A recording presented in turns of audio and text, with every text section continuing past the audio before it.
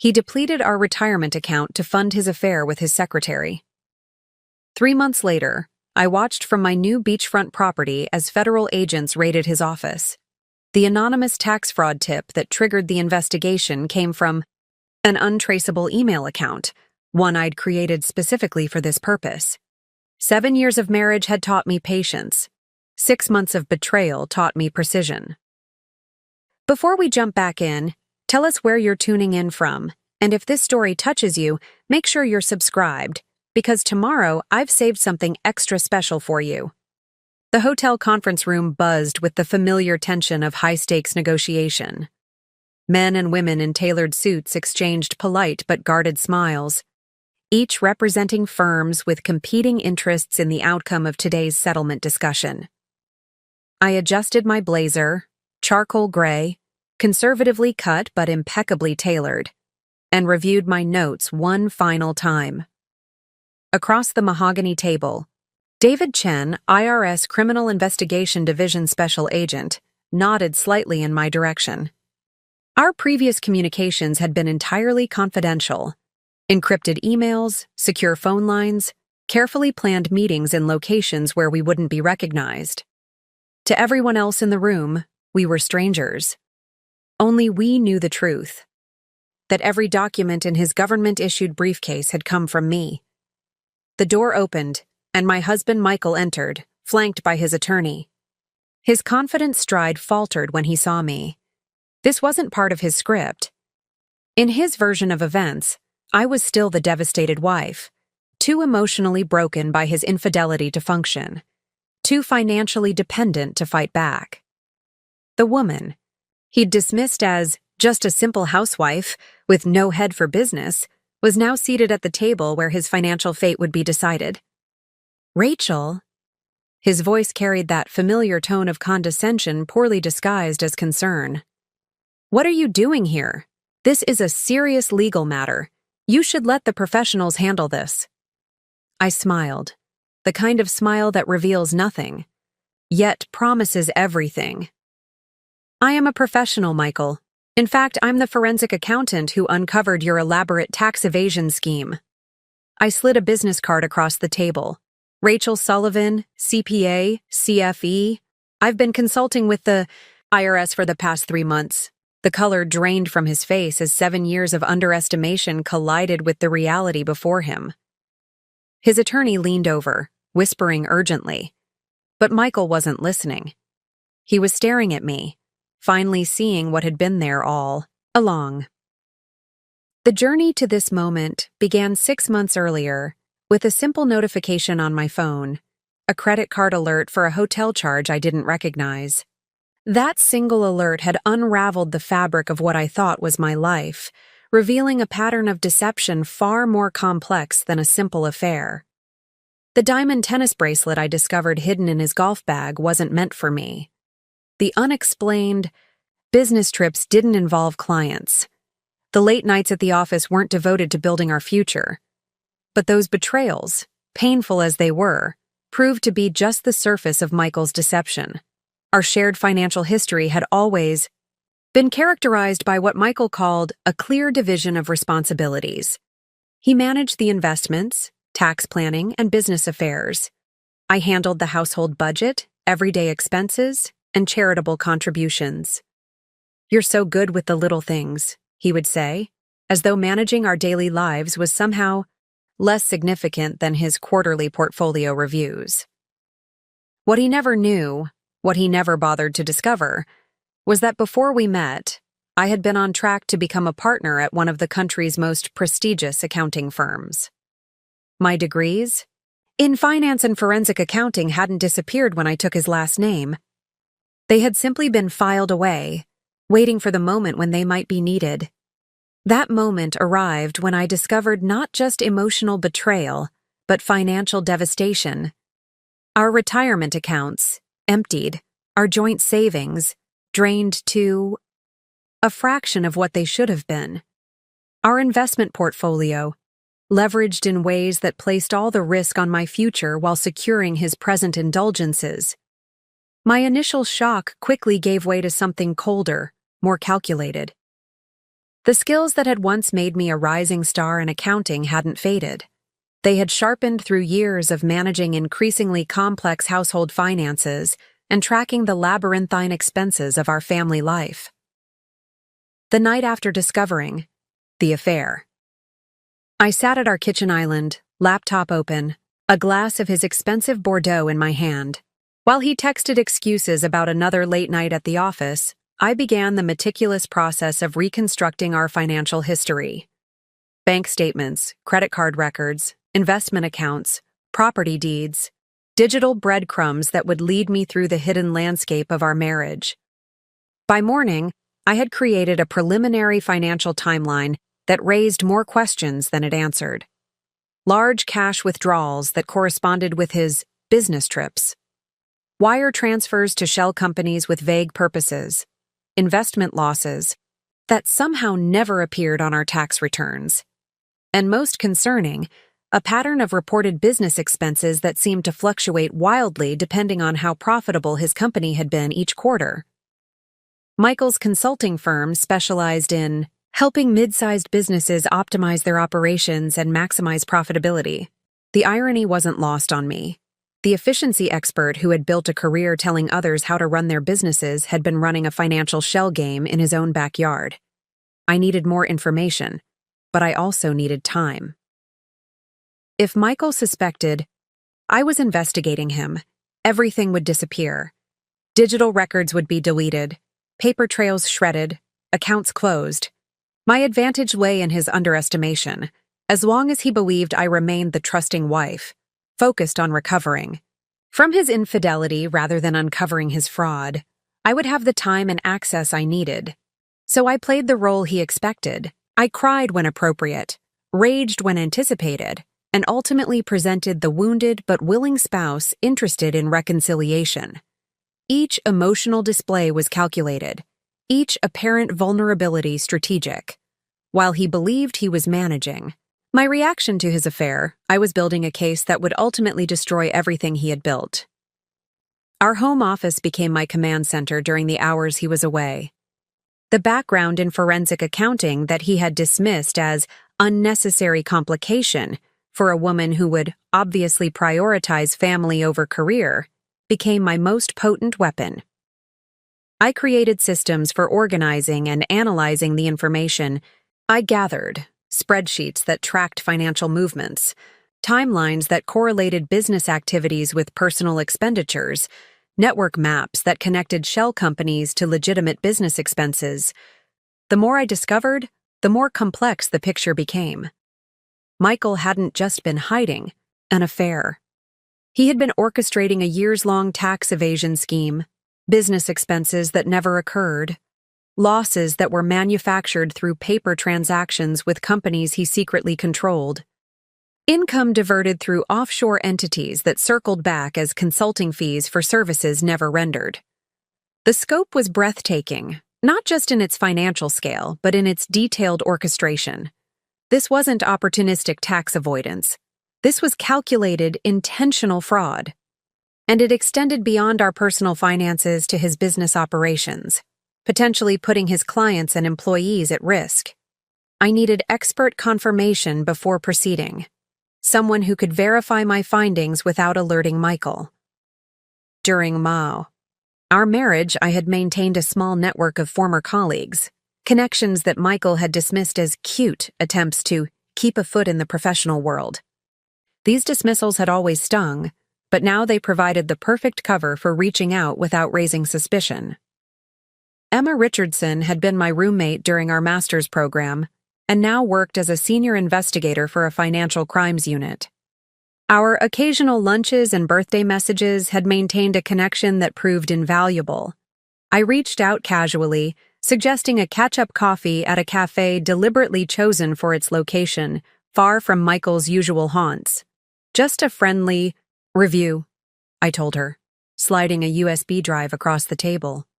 I'm thinking about getting back into the field, and I want to make sure my analysis skills haven't completely atrophied. This is a sample case I've been working on, all identifying details removed, of course. Preparing and narrating this story took us a lot of time, so if you are enjoying it, subscribe to our channel, It means a lot to us. Now back to the story. Emma, sharp as always, raised an eyebrow but asked no questions about the true nature of my request. 3 days later, she called from an unknown number. Your skills haven't just remained intact, they've evolved, she said without preamble. The analysis is thorough, methodical, and compelling. If this were a real case, I'd be preparing a referral to the appropriate authorities immediately. The validation was both satisfying and sobering. My suspicions weren't paranoia. They were well-founded conclusions based on concrete evidence.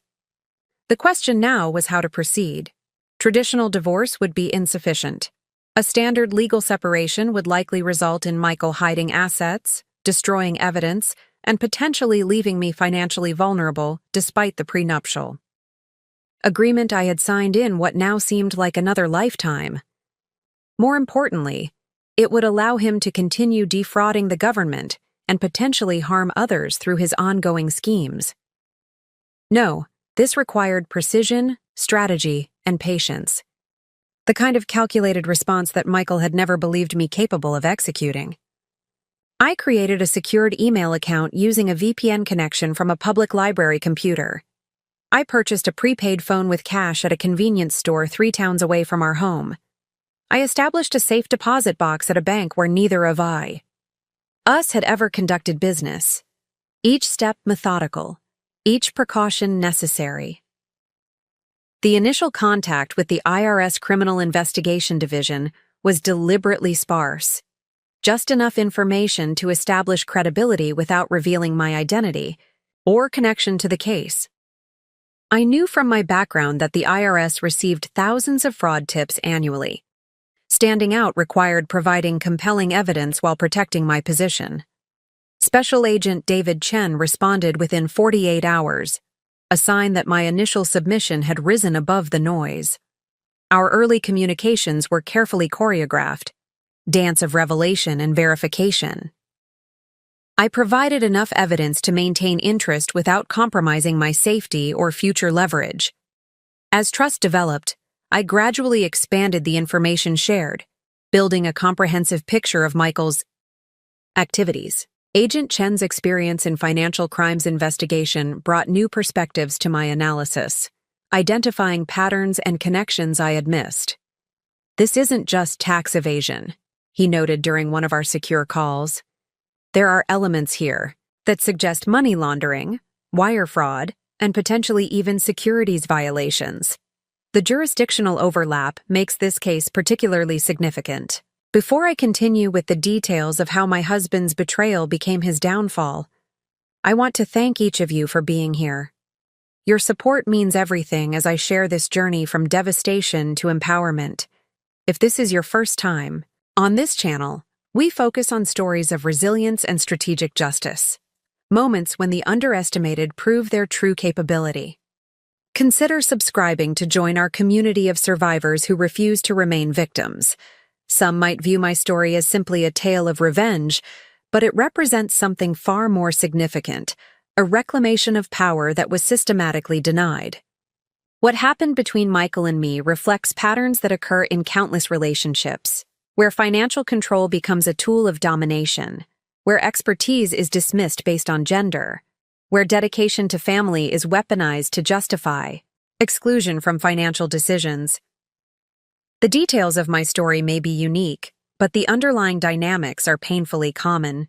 How many of you have had your capabilities questioned or dismissed?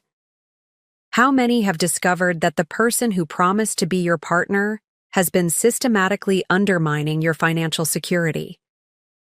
The messages I receive daily tell me that these experiences transcend background, education, and circumstance. What I'm about to share isn't just about exposing a cheating husband or recovering stolen funds, though those elements certainly exist. It's about recognizing that justice sometimes requires strategic patience, that reclaiming your power sometimes means using the very skills others have dismissed. Most importantly, it's about understanding that your value isn't determined by someone else's assessment of your worth.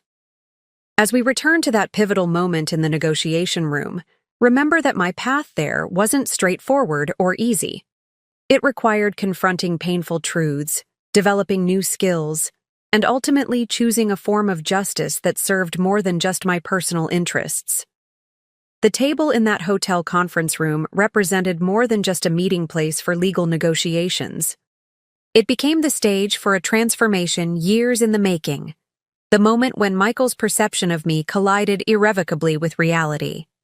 The woman he had relegated to domestic concerns now controlled the narrative of his professional destruction. His attorney, a silver-haired man whose tailored suit couldn't quite conceal his growing alarm, leaned toward Michael again. "Mr. Sullivan," he whispered urgently, loud enough for me to hear. "We need to request a brief recess to discuss this development." Michael remained frozen, his eyes locked on mine. In that moment, I saw something I had never witnessed in 7 years of marriage: genuine fear. Not the superficial concern he displayed when investments temporarily dropped or when clients wavered, but existential dread as his carefully constructed world began to crumble. Special Agent Chen cleared his throat. "We're prepared to proceed with the presentation of evidence," he stated, opening his briefcase. "Mrs. Sullivan's contributions have been instrumental in piecing together what appears to be a systematic pattern of tax evasion spanning approximately 5 years. Michael's attorney straightened. "My client maintains his innocence of any wrongdoing. We reserve the right to examine the supposed evidence and its source." His emphasis on source carried an implicit threat that my involvement somehow contaminated the investigation. "The source of our evidence ranges from public records to financial disclosures to banking transactions appropriately obtained through legal channels," Agent Chen replied coolly. "Mrs. Sullivan initially brought certain inconsistencies to our attention, but our investigation has been conducted independently and according to all applicable regulations." This was both true and a strategic simplification. My role had been far more substantial than merely flagging inconsistencies, but we had deliberately constructed the narrative to minimize any appearance of personal motivation that might later be used to challenge the findings.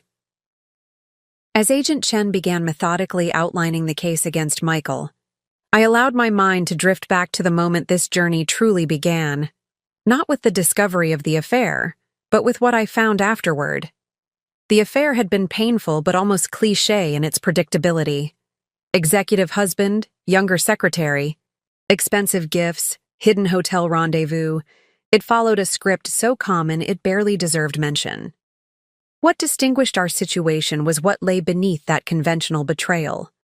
I had been reviewing our joint accounts, attempting to understand the financial implications of his infidelity, when I noticed discrepancies in our tax returns. Small inconsistencies at first, deductions that seemed slightly exaggerated, business expenses that didn't align with the calendar of activities I knew intimately as the one who had managed our social and family schedules for years. Digging deeper required access to records that Michael had always insisted on managing personally. "Tax planning is complicated," he would explain with that particular smile that managed to be simultaneously condescending and charming. "You've got enough on your plate managing the household. Let me handle the boring financial details." That division had seemed reasonable when I believed we were partners. Now, it appeared as the deliberate compartmentalization it had always been, a strategy to maintain control while limiting my visibility into our true financial situation. Gaining access required careful planning.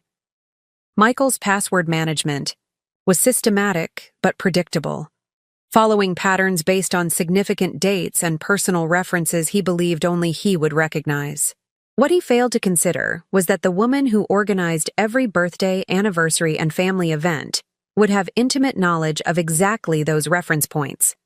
The first password fell easily, his investment account secured with a combination of his father's birthday and the name of his first dog. The second required more finesse, his email protected by a phrase from the college football fight song he still played before important meetings for motivation. Each successful access revealed connections to other accounts, other passwords, other protected information. Within 2 weeks, I had assembled a comprehensive map of our true financial situation. The picture it painted was simultaneously infuriating and terrifying. Our joint assets had been systematically depleted, with funds flowing to accounts I had never known existed. Investment returns that should have been reinvested had been diverted. Tax refunds that should have appeared in our joint account had been redirected. Most disturbingly, I discovered an entirely separate financial identity Michael had constructed. One, where personal expenses were categorized as business deductions, where income was artificially reduced through transactions with shell companies, where losses were manufactured to offset gains that would otherwise be taxable. The complexity suggested this wasn't a recent development triggered by the affair. This was a long-standing system of financial manipulation that had likely predated our marriage. I had not just been betrayed romantically, I had been systematically defrauded by the man who vowed to be my partner. The revelation transformed my emotional response. The personal hurt of his affair faded against the cold reality of his financial betrayal. This wasn't simply about a broken marriage.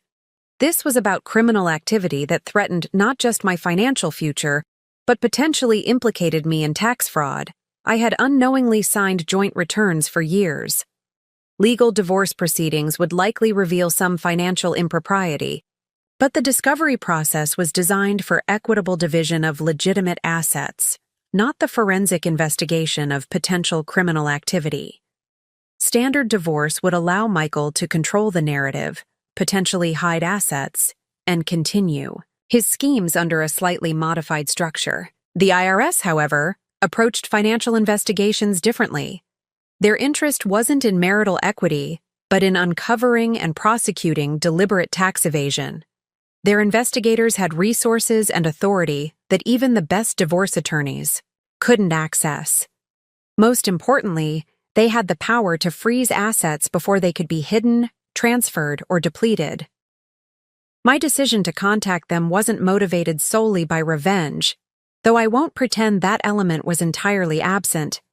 It was a strategic choice that would accomplish multiple objectives: protect my financial future, create consequences for Michael's actions, and potentially help others who might be harmed by his ongoing financial schemes. The initial communication required careful crafting. Too little information would fail to generate interest. Too much might expose my identity prematurely. I created a secure document outlining key indicators of potential fraud, focusing on verifiable discrepancies between reported business activities and actual expenditures. The submission emphasized patterns rather than isolated incidents, systemic issues rather than personal grievances. I used public library computers and VPN connections to submit the information through the IRS whistleblower program, which provides potential financial incentives for tips leading to significant tax recovery. The possibility of eventual compensation was secondary, but provided additional legitimacy to my submission. This wasn't just a vindictive ex-partner, but someone with substantive information offering a potentially valuable lead. The response came faster than anticipated. Within days, I received a secure communication requesting additional information and suggesting a confidential communication channel. Special Agent David Chen introduced himself as the lead investigator assigned to the BI. Initial review, emphasizing that while my information was compelling, substantial verification would be required before formal action could be initiated. Our early exchanges were cautious on both sides, me protecting my identity, him assessing my credibility and motives. I provided additional documentation in carefully measured increments, each release calculated to build trust while maintaining my anonymity. He responded with targeted questions that revealed both his expertise and the seriousness with which the IRS was taking the information. After 3 weeks of secure communications, Agent Chen requested an in-person meeting. This represented a significant escalation and potential risk. Meeting physically would remove a layer of protection, creating vulnerability I had carefully avoided. However, Declining might undermine the credibility I had established and potentially stall the investigation at a critical juncture. The compromise was a meeting in a neighboring state, at a federal building where security protocols would prevent accidental exposure. I created a cover story about visiting a college friend, booked a hotel room under my maiden name using a credit card Michael had no access to, and carefully planned a route that would avoid surveillance or coincidental encounters. The moment that crystallized everything, that transformed my understanding of my marriage and my husband, didn't happen in a dramatic confrontation. It occurred on an ordinary Tuesday evening in our suburban kitchen, with its gleaming granite countertops and professional-grade appliances that Michael had insisted upon during our renovation last year. I stood at the island, chopping vegetables, for a dinner that was scheduled precisely to accommodate Michael's supposedly important client call. The sharp knife moved rhythmically through bell peppers and onions, a domestic task that had become second nature after years of maintaining our home while Michael built his consulting empire. The kitchen embodied the aesthetic perfection Michael demanded in all aspects of our life. Magazine-worthy in its design, meticulously organized, a showpiece that impressed the colleagues and clients he occasionally brought home. Like everything in our carefully curated existence, it projected success and harmony, revealing nothing of the reality beneath the surface. Michael entered from his home office, phone in hand, his expression showing the particular strain that had become familiar over the past few months. Tension around the eyes, a tightness in his jaw that he tried to mask with a practiced smile. "That smells amazing," he said, approaching to place a perfunctory kiss on my cheek. A gesture performed without warmth or genuine connection, a habit rather than an expression of affection. I noted the faint scent of unfamiliar perfume too. Subtle to be obvious, but distinctive enough to register if you were paying attention. And I had been paying very close attention lately. "How was your day?" I asked, continuing the choreography of our marriage, maintaining the performance that had become our relationship.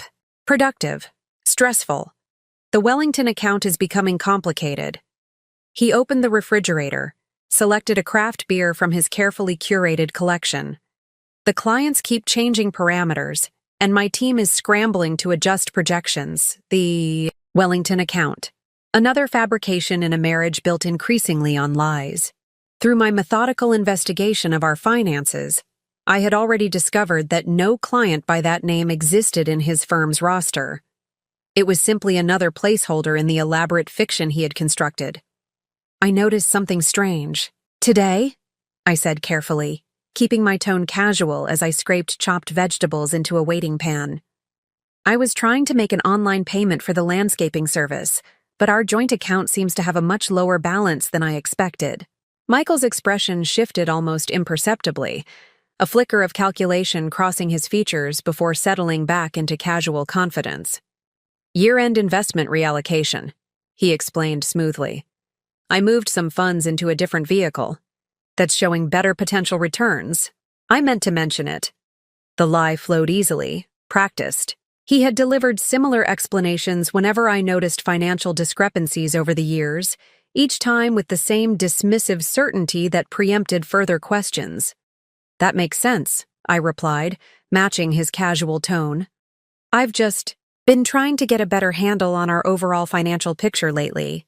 With all the economic uncertainty in the news, it seems smart to have a clear understanding of where we stand." Michael took a long sip of his beer, studying me over the rim of the glass. Something in my question had triggered his caution.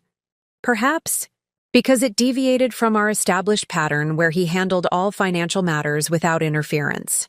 "You don't need to worry about all that," he said finally, his tone shifting into what I had come to recognize as his explaining voice, the one he used when simplifying concepts he deemed too complex for my understanding. "The financial systems I've put in place are designed specifically to weather market fluctuations. It's complicated stuff. Tax optimization strategies, investment vehicles with contingent returns, diversification across multiple risk categories." He set his beer down and leaned against the counter, assuming the posture of benevolent authority that had once seemed protective, but now felt suffocating. That's why we have our division of responsibilities, Rachel. You manage the household brilliantly, and I handle the financial planning. It's what I'm trained for, after all. I continued stirring the vegetables, fighting to keep my expression neutral despite the condescension dripping from every word. I know it's your expertise, I conceded. But I did have that finance background before we met. I might understand.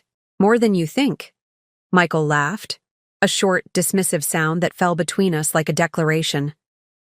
That introductory accounting course during your business degree hardly qualifies as a finance background, sweetheart. What I'm handling involves complex tax strategies and investment structures that require years of specialized knowledge. The casual erasure of my educational history, the deliberate minimization of my master's degree in accounting and my pre-marriage career, wasn't new. It was simply the most recent instance in a pattern of systematic diminishment that had characterized our relationship from the beginning. Actually, I had nearly finished my CPA certification when I began, only to be interrupted by the deliberate sound of his phone ringing. Michael glanced at the screen. It's Wellington. I have to take this. He stepped out of the kitchen without waiting for a response, his voice shifting immediately into his professional register as he answered the call from the non-existent client. I remained at the stove, the forgotten vegetables beginning to char slightly at the edges. That moment clarified everything, not because it was particularly dramatic or unusual, but precisely because it wasn't. It was the casual, everyday dismissal that had become so routine I had almost stopped noticing. The discovery of his affair had been painful but almost beside the point. The systematic financial betrayal had been infuriating, but somehow expected.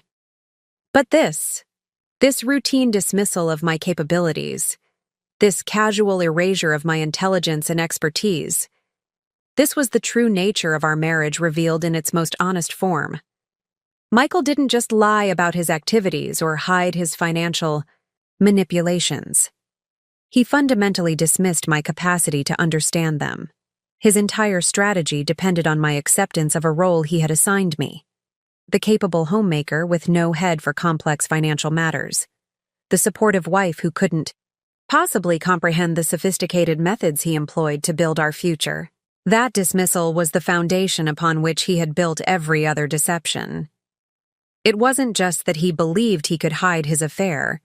He believed I wouldn't be capable of understanding the financial trails it created.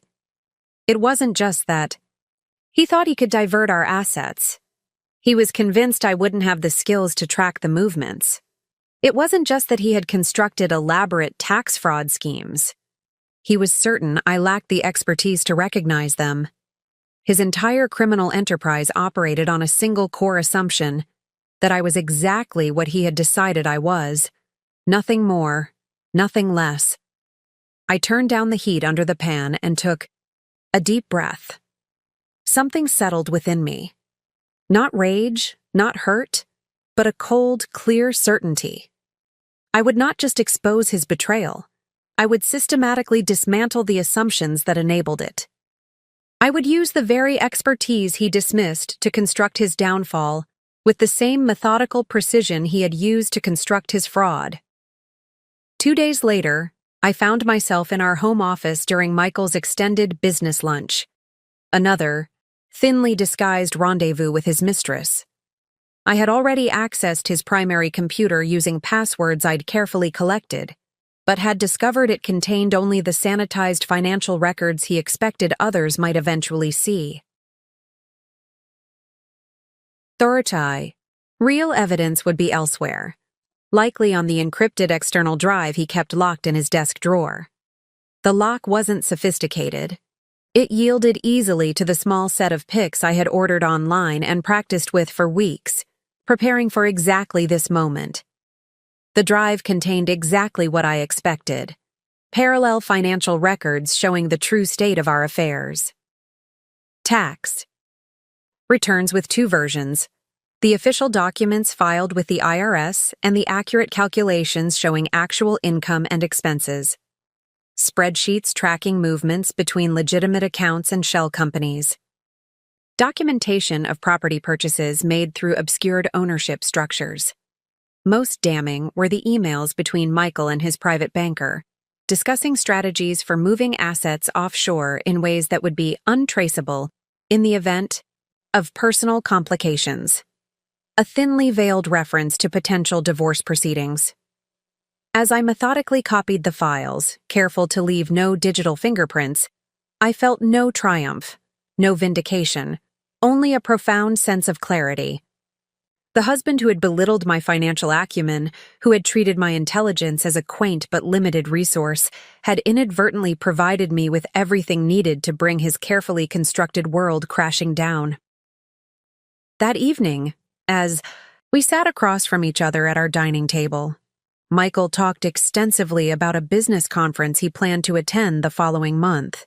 He described the networking opportunities, the potential client acquisitions, the strategic partnerships that might develop.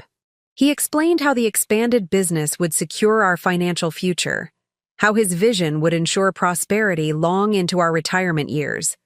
I smiled, asked appropriate questions, appeared suitably impressed by his business acumen and strategic thinking.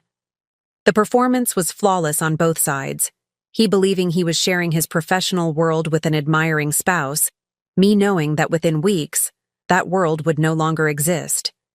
His dismissal of my capabilities had created the perfect blind spot. He couldn't conceive that the woman serving perfectly cooked salmon across the table had spent the afternoon documenting his federal crimes. He couldn't imagine that the wife, nodding appreciatively at his business strategies, was developing strategies of her own, more sophisticated, more comprehensive, and ultimately more devastating than anything in his limited imagination. "You're incredible," I told him, raising my wine glass in a toast that he eagerly reciprocated, basking in what he perceived as admiration. "I don't know how you manage to keep track of all these complex business dealings." "It's all about systems," he replied, his expression settling into the familiar pattern of benevolent condescension. "Creating structures that organize complexity into manageable components." "I'd love to understand more about how that works," I said, testing the boundaries of his assumptions about me. His smile tightened almost imperceptibly. "Trust me, Rachel, you'd find it tediously boring. You're brilliant with people, with creating the perfect home environment. We each have our strengths. That's what makes us work so well together." In that moment, as he casually reinforced the key limitations he had assigned me, I felt something shift. The last lingering doubt about my planned course of action dissolving completely. This wasn't just about recovering stolen assets or exposing infidelity. This was about dismantling a fundamental injustice that extended far beyond our marriage. The dismissal reflected in his condescending smile deserved a response equivalent to its magnitude, and I was now positioned to deliver exactly that. The following morning, I woke before sunrise. Michael slept beside me, his breathing deep and regular, completely unaware that everything had changed.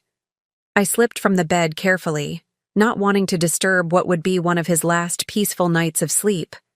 The house was silent as I made my way to the kitchen. I prepared coffee with the same methodical precision I would soon apply to dismantling Michael's life, each step measured, each movement purposeful. The familiar routine provided a framework for the unprecedented thoughts forming in my mind. I sat at the breakfast nook, watching dawn gradually illuminate our manicured backyard. The property that had once represented our shared success now stood as evidence of Michael's financial manipulations. The extensive landscaping, the custom swimming pool, the outdoor kitchen, all financed through funds diverted from our legitimate accounts and obscured through a web of falsified business expenses. Where another woman might have felt rage or collapsed in grief, I experienced something different. A crystalline clarity that transformed emotional chaos into strategic calculation. The betrayal was complete, the evidence undeniable, the path forward suddenly evident with remarkable precision. Most people expected emotional reactions to devastating revelations. They anticipated tears, confrontations, the messy explosion of accumulated hurt and betrayal. Michael certainly would. His entire strategy depended on emotion clouding judgment, on hurt feelings overwhelming rational analysis. But sitting in the quiet morning light, I didn't feel the expected tidal wave of emotion. Instead, I felt something solidifying within me, a cold, clear certainty that transcended personal hurt.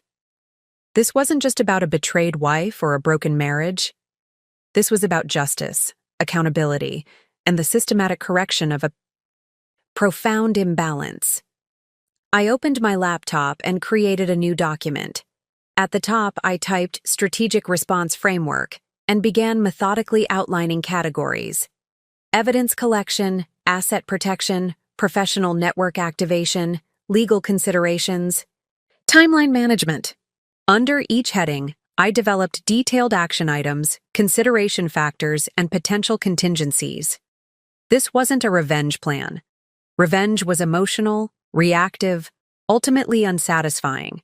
What I was constructing was fundamentally different.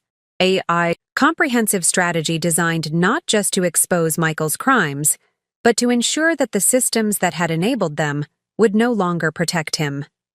The fundamental question wasn't, how do I hurt Michael? But rather, how do I ensure complete accountability while protecting my interests? The distinction was crucial.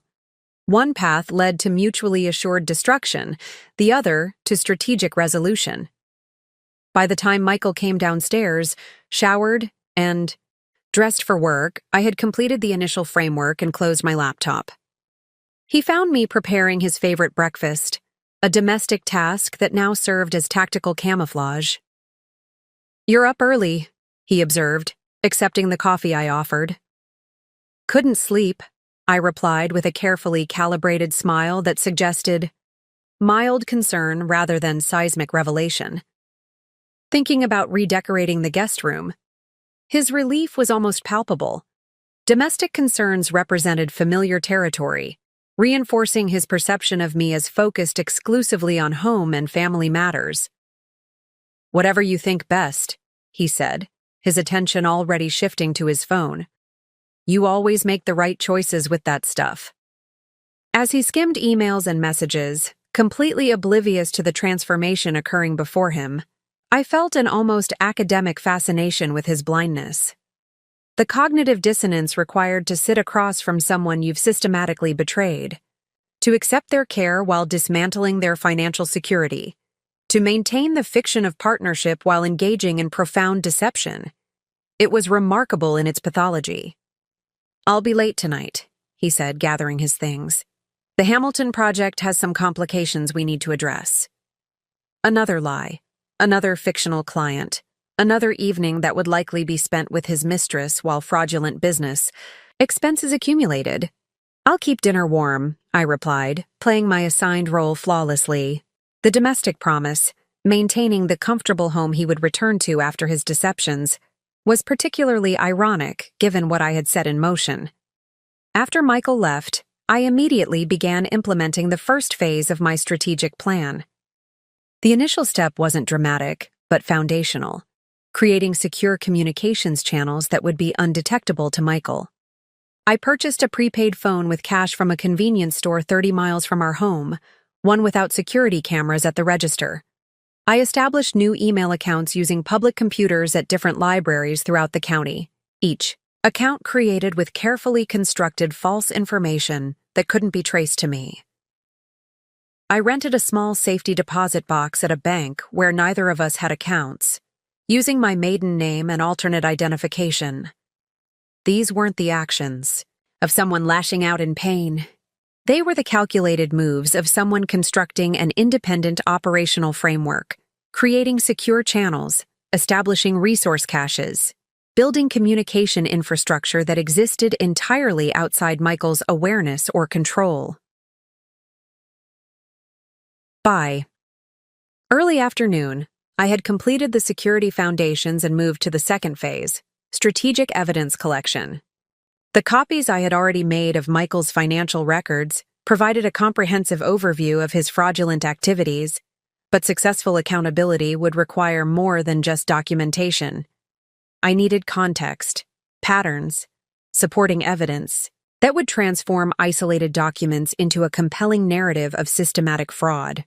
Most importantly, I needed to establish clear separation between our financial activities to protect myself from potential implication in his crimes. The joint tax returns we had filed created particular vulnerability. As a co-signer, I could, theoretically, be held liable for the fraudulent claims they contained. Demonstrating that I had been deliberately excluded from the true financial information, that my signature had been effectively obtained under false pretenses, would be essential to protecting my legal and financial position. I began constructing a detailed timeline correlating Michael's documented financial manipulations with his representations to me about our financial status. Email exchanges where I had asked financial questions and received misleading responses.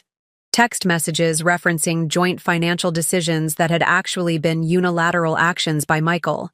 Calendar entries showing I had been elsewhere during transactions supposedly conducted jointly.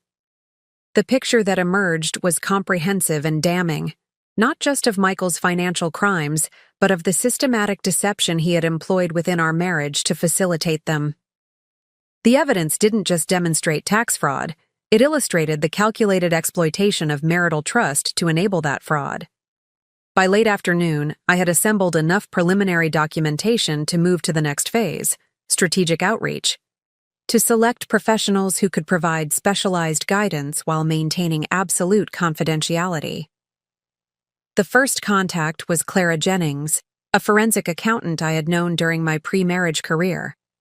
We had maintained occasional professional contact through industry conferences and LinkedIn connections, exactly the type of relationship Michael dismissed as irrelevant to our lives. I messaged her using one of my new secure accounts, requesting an urgent consultation on a sensitive financial matter requiring specialized expertise. The deliberately vague phrasing would signal the need for discretion without revealing details prematurely. Her response came within hours, professional, measured, offering a consultation slot the following day at her office in the financial district.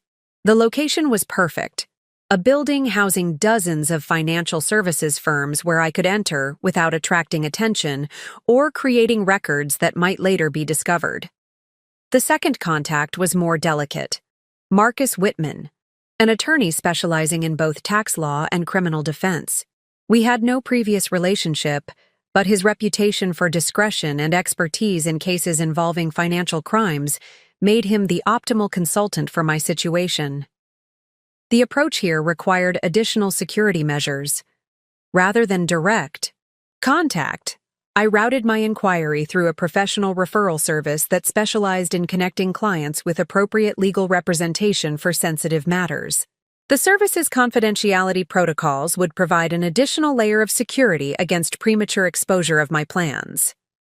By evening, both meetings were arranged for the following day, scheduled with sufficient time between them to process information from the first consultation before engaging in the second. The timing was deliberate, creating a strategic sequence that would allow each expert's input to inform my approach with the other. As I prepared dinner that Michael would never eat, maintaining the domestic facade that now served a tactical purpose, I felt an unfamiliar sensation beneath the strategic calculation. Not quite satisfaction, not exactly anticipation, but a profound sense of alignment. For the first time in years, perhaps in our entire marriage, I was fully engaging my actual capabilities rather than the limited version Michael had assigned me. The woman chopping vegetables and marinating chicken was simultaneously constructing a legal and financial strategy of remarkable sophistication.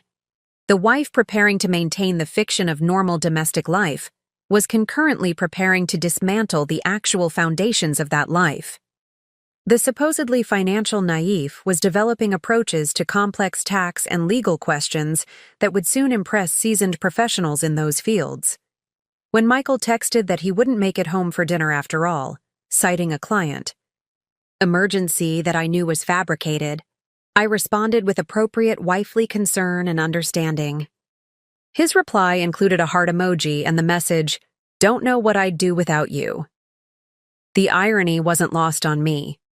He would soon find out exactly what he would do without me, and without his freedom, his reputation, his assets, and his carefully constructed fiction of respectability. But that revelation would come precisely when I determined it should, not a moment before. I saved the dinner in carefully labeled containers, documenting this mundane domestic act with the same attention, to detail I was applying to every other aspect of my strategic response. Even this, the maintenance of normal household routines, was now part of a larger design, creating both evidence of my continued participation in marital life and tactical cover for my parallel activities. As night fell, I reviewed my strategic framework, updating action items and refining timelines based on the day's progress. Tomorrow would bring expert consultations that would further shape my approach. The path forward was becoming increasingly clear, not a frantic escape or an emotional confrontation, but a precisely engineered dismantling of everything Michael had built through deception. My meeting with Clara Jennings was scheduled for 10 a.m. at her office in the gleaming glass tower that housed several prestigious financial firms. I arrived 30 minutes early, taking a circuitous route that included switching taxis and briefly entering and exiting a department store, small precautions that had become second nature over the past few days. The lobby directory listed dozens of companies across 38 floors. Clara's firm, Meridian Financial Forensics, occupied the entire 22nd floor, a testament to their reputation and success in the specialized field of forensic accounting. I had dressed strategically for this meeting, a conservative gray, suit that projected professional competence rather than the carefully curated casual elegance Michael preferred me to display. My hair was pulled back in a simple style, makeup minimal but precise.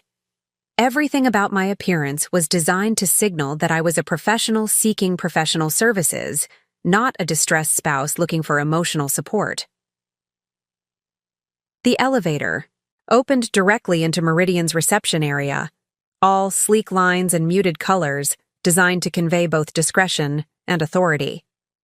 The receptionist greeted me with practiced neutrality, requesting identification before announcing my arrival. I provided my driver's license showing my maiden name, another deliberate choice that would prevent any immediate connection to Michael. Clara appeared moments later, her expression warming with recognition. "Rachel," she said, extending her hand. "It's been too long. Please, come this way." She led me through the office to a conference room with frosted glass walls, visible enough to seem transparent, opaque enough to ensure privacy.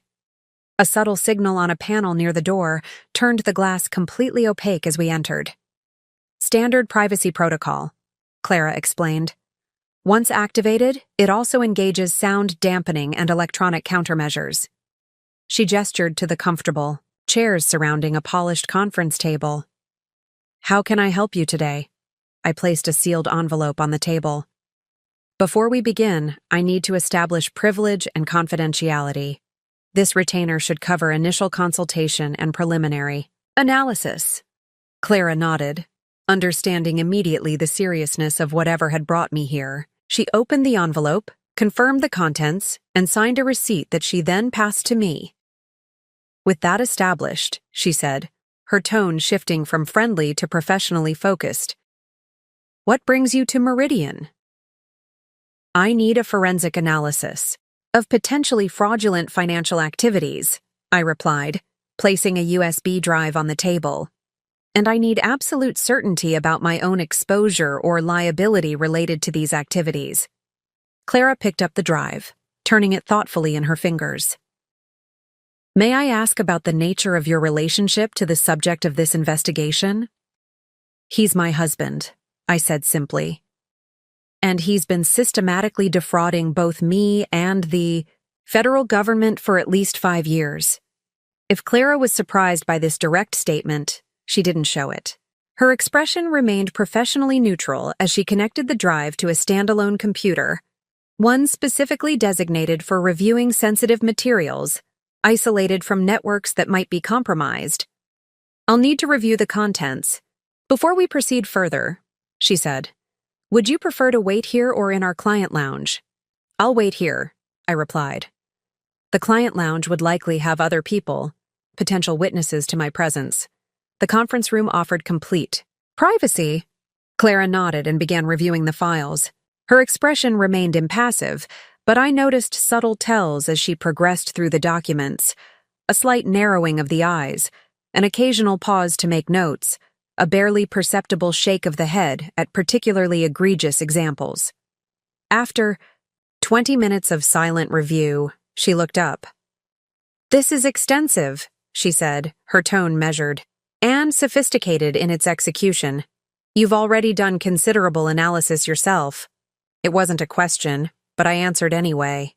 "I have a master's degree in accounting with a specialization in forensic analysis. I worked for Deloitte before my marriage." Something shifted in Clara's expression. Not quite surprise, but reassessment. "I remember you were at Deloitte, but I didn't realize your specialization was forensic." "Few people do," I replied. "My husband certainly doesn't. Or rather, he's deliberately chosen to forget." Clara nodded, understanding the implications. "That actually works in your favor legally. The disparity between your actual qualifications and his representation of your financial acumen strengthens the case for deliberate concealment rather than co-conspiracy." She turned back to the computer, navigating through additional files. "What you've assembled here is remarkably comprehensive. The connection between personal expenses mischaracterized as business deductions, the manufactured losses through related party transactions, the manipulated basis calculations. It's all documented with exceptional precision." "I've had access to his records for approximately 3 weeks," I explained. "I've been working primarily between midnight and 4 a.m. when he's sleeping to avoid detection." Clara looked up again, her professional detachment momentarily giving way to genuine admiration. "That's impressive dedication and methodical execution." "I had significant motivation," I replied simply. She nodded and returned to the files, focusing now on a different category of documents. "These transfers to offshore entities. Have you been able to trace their ultimate destination?" "Partially," I said, pointing to a specific folder on the drive. "The initial transfers go to a series of shell companies in the Cayman Islands, but I've traced secondary movements to accounts in Liechtenstein and Singapore. I haven't been able to access the final destination accounts, but the pattern suggests a layered approach designed to obscure ownership while maintaining eventual access." Clara studied me for a moment. "Most clients come to us with suspicions and fragments. You've brought a nearly complete forensic analysis." "I need verification from recognized experts," I explained. "My analysis alone, given my relationship to the subject, could be dismissed as biased or vindictive. Your firm's reputation provides independent credibility." "A valid strategic consideration," Clara agreed. She closed the files and removed the drive. "Based on my preliminary review, I can tell you 3 things with confidence. First, the evidence of fraudulent financial activity is substantial and compelling. Second, the patterns indicate systematic rather than opportunistic behavior, suggesting premeditation and intent. Third, your documentation of your exclusion from these activities is sufficiently comprehensive to establish your position as an unwitting participant rather than a co-conspirator." She leaned forward slightly. "What exactly do you hope to achieve with this information, Rachel?" The question was direct, professional rather than judgmental. It deserved an equally direct answer. "Complete accountability," I replied. "I want the appropriate authorities to have everything they need to fully prosecute the criminal activities. I want to ensure my own legal and financial protection from both the consequences of his actions and any retaliatory measures he might take." and I want to prevent him from continuing these patterns with future victims. Clara nodded, accepting the clarity of my objectives. Those are achievable goals, given the quality of evidence you've assembled. We can provide the expert verification and additional analysis you're seeking, as well as guidance on appropriate authorities for different aspects of the case. She paused, considering something. There's an additional aspect you may not have considered. The IRS whistleblower program provides financial incentives for information that leads to the recovery of significant unpaid taxes. Based on what I've seen here, the amounts involved would qualify for substantial compensation, typically between 15% and 30% of the collected amounts. I hadn't considered this aspect. My primary motivation was accountability, not financial gain. But the potential whistleblower compensation could provide additional security during what would likely be a turbulent period ahead. That would be a secondary consideration, I said, but potentially useful for establishing financial independence during legal proceedings. Exactly, Clara agreed. Now, let's discuss next steps. I recommend a full forensic analysis by our team, focusing particularly on strengthening the documentation of your exclusion from financial decisions. We should also prepare separate analyses for different potential authorities: IRS Criminal Investigation Division for tax issues, FBI for potential wire fraud, SEC for securities violations if his business activities involve regulated investments. She outlined a proposed timeline and fee structure for these services, emphasizing the importance of maintaining absolute confidentiality throughout the process. Given the sophistication of the schemes involved, we should assume the subject has resources and connections that could compromise standard communications. I've already established secure communication protocols, I assured her.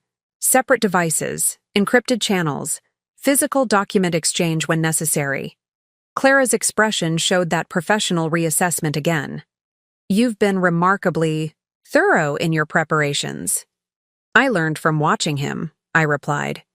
The same attention to detail he applied to constructing these schemes, I'm now applying to deconstructing them. Our meeting concluded with specific arrangements for secure file transfers and follow-up consultations. As I prepared to leave, Clara offered one final observation. In my experience, people who engage in financial fraud at this level believe themselves to be exceptional, smarter than the system, immune to normal consequences.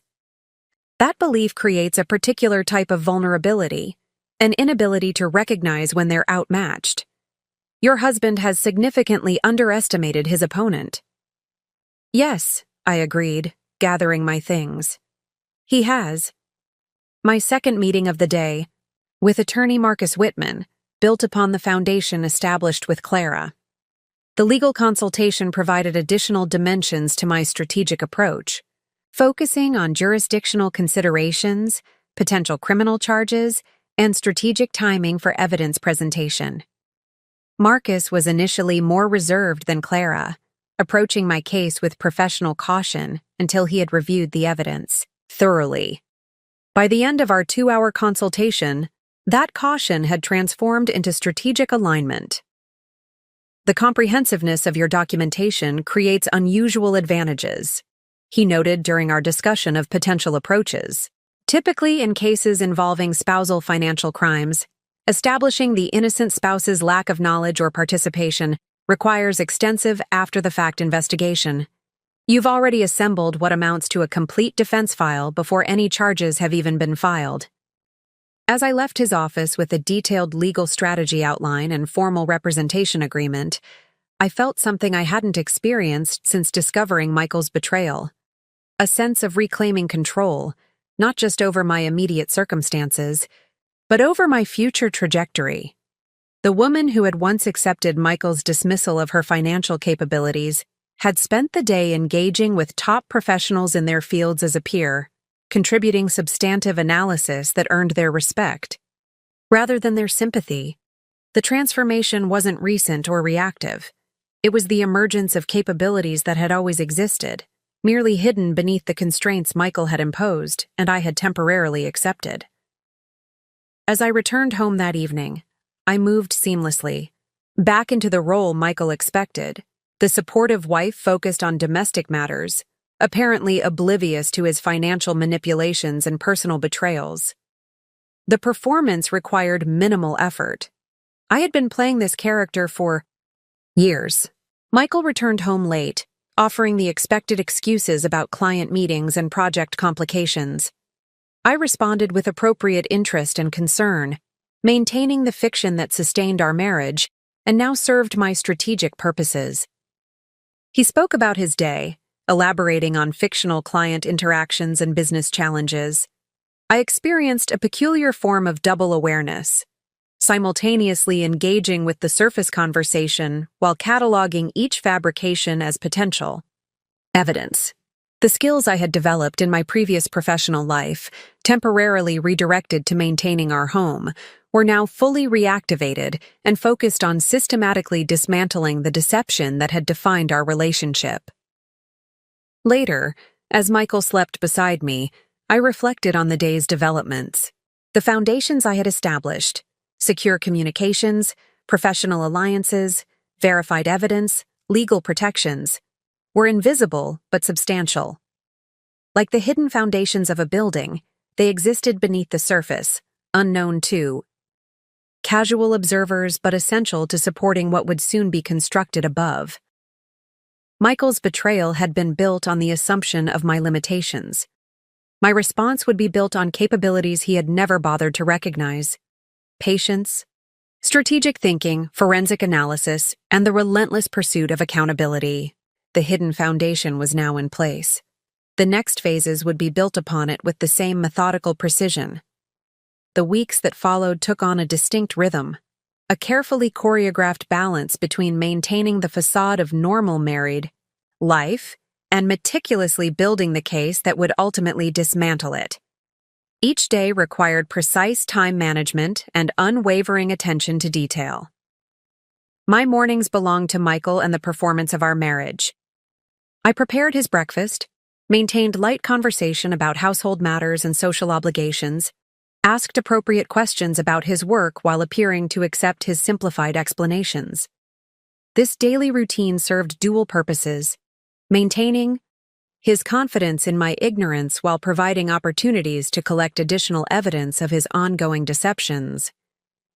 Each casual mention of a client meeting became a data point to be verified against his actual whereabouts. Every reference to a business expense became an item to cross-reference against financial records. The domestic conversations he considered trivial were, in fact, carefully structured intelligence-gathering operations. The hours while Michael was at work, or claimed to be at work, became my primary operational time. I divided these periods into specific functional blocks, each dedicated to particular aspects of my developing strategy. Documentation and evidence collection remained the foundation. I established a secure digital vault using military-grade encryption, accessible only through authentication methods that couldn't be traced back to me. Every financial record, every inconsistent statement, every documented lie was categorized, cross-referenced, and preserved with chain-of-custody protocols that would withstand legal scrutiny. Communication with my growing network of professional allies required particular caution. I never contacted Clara or Marcus from home, never used devices connected to our household network, never left paper trails that might alert Michael to my activities. Meeting locations rotated regularly, follow-up communications used encrypted channels, and physical documents were exchanged using secure drop protocols adapted from corporate espionage countermeasures. Financial preparation became increasingly critical as my timeline developed. I needed resources that Michael couldn't access, monitor, or control, funds that would sustain me through what would likely be a protracted legal process. I began liquidating personal assets that predated our marriage: jewelry inherited from my grandmother, investments established before we met, artwork purchased with funds from my early career. Each liquidation was conducted carefully to avoid triggering financial alerts that might reach Michael. Cash was converted to bearer instruments, digital currencies, or physical assets that could be easily transported but wouldn't immediately appear on traditional financial radar. I established accounts under my maiden name at institutions where Michael had no connections or relationships. The most challenging aspect was psychological preparation. Dismantling a marriage, even one built on fundamental deception, creates emotional aftershocks that can compromise strategic thinking if not properly managed. I dedicated specific time to processing the complex emotions that surfaced, not to indulge them, but to acknowledge and contain them so they wouldn't interfere with necessary actions. I maintained a private journal, stored through encrypted cloud services, where I documented my authentic reactions to each discovery, each confirmation of betrayal, each moment when the full scope of Michael's deception became clearer. This served both as emotional processing and as contemporaneous documentation of my evolving understanding. Evidence that could later demonstrate my transition from unwitting spouse to informed whistleblower. Late nights became research sessions dedicated to understanding the legal and financial landscape I was navigating. I studied IRS whistleblower procedures, reviewed case histories of successful tax fraud prosecutions, analyzed precedents involving innocent spouse protections. Knowledge became another form of currency in my preparation, each insight providing additional strategic options. Clara's team at Meridian Financial Forensics became an essential resource during this period. Their comprehensive analysis of the evidence I had provided yielded additional insights into the structure of Michael's fraudulent activities. Weekly secure briefings with their senior forensic accountants helped refine my understanding of the mechanisms he had employed and the potential vulnerabilities in his systems. The pattern suggests increased risk-taking over time, Clara noted during one consultation, reviewing timeline analysis that showed progressively larger fraudulent transactions. This acceleration is typical in sustained financial fraud. Early success creates overconfidence, leading to expanded activities and reduced caution. This observation proved valuable in prioritizing evidence collection. The most recent transactions, where Michael had grown more aggressive and potentially less careful, provided the clearest documentation of criminal intent and methodical execution. Marcus Whitman's legal guidance focused on preparing for multiple potential scenarios. "We need to be ready for various response patterns," he advised during a secure meeting at his firm's secondary office location. "If the IRS moves quickly based on your evidence, we need a synchronized strategy for divorce proceedings that leverages those developments without compromising the federal investigation." His team developed contingency plans for different prosecutorial approaches, potential defensive strategies Michael might employ, and various asset protection mechanisms that could be implemented as the case developed. The comprehensive legal framework they constructed provided a roadmap for navigating the complex intersection of criminal prosecution, civil divorce proceedings, and financial recovery actions. Throughout this preparation phase, I maintained obsessive attention to operational security.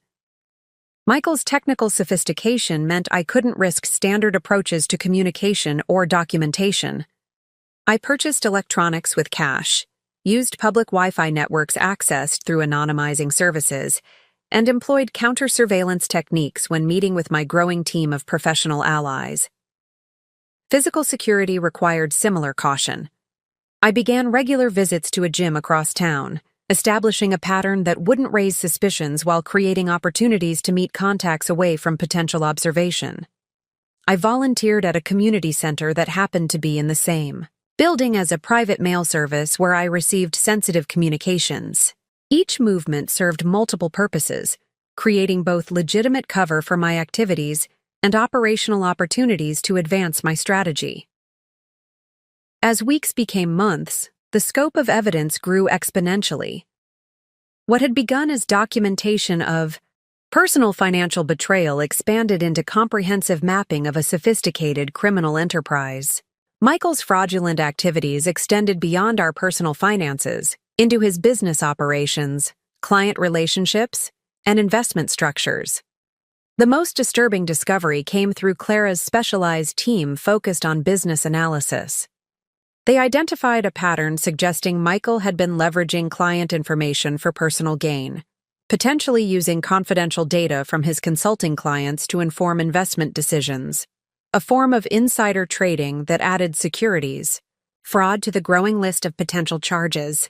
This significantly changes the jurisdictional landscape, Marcus explained when I brought this evidence to his attention. Securities violations bring the SEC into play alongside the IRS and potentially the FBI. Multiple federal agencies create both challenges and opportunities for our approach. The mounting evidence required increasingly sophisticated organization systems. I developed a secure database that mapped relationships between entities, transactions, communications, and timeline events. The visual representation revealed patterns that might otherwise have remained obscured, connections between seemingly unrelated activities, temporal relationships that suggested coordination, recurring methods that demonstrated systematic approach rather than isolated incidents. Throughout this intensive preparation period, I maintained the external appearance of normalcy with remarkable discipline. I attended social functions with Michael, managed household responsibilities, participated in family events, all while systematically assembling the evidence that would ultimately destroy the life we had supposedly built together. Michael remained completely unaware, his confidence in my ignorance so complete that he never questioned my activities or expressions. The emotional distance that had characterized our marriage for years became an unexpected asset. He had long ago stopped paying genuine attention to my thoughts, interests, or activities beyond their relevance to his needs and image. His dismissal of my capabilities had created the perfect operational environment for my preparations. The woman he believed capable only of managing domestic matters was methodically constructing a case that would withstand federal scrutiny. The wife he had reduced to a supporting character in his life story was authoring a completely different narrative, one where his criminal activities would receive the full attention of multiple regulatory and law enforcement agencies. By the end of the third month, my preparation had reached a critical threshold. The evidence was comprehensive, the professional network fully established, the financial safeguards implemented, the strategic approach refined through multiple consultations with experts in relevant fields. A secure meeting with Clara, Marcus, and their respective senior team members marked the transition from preparation to activation. The documentation is exceptional, Clara confirmed, reviewing the final analysis package her team had prepared. The evidence establishes clear patterns of deliberate tax evasion, wire fraud, and potential securities violations. The timeline demonstrates systematic activity rather than isolated incidents, and the financial impact exceeds thresholds for criminal rather than civil prosecution.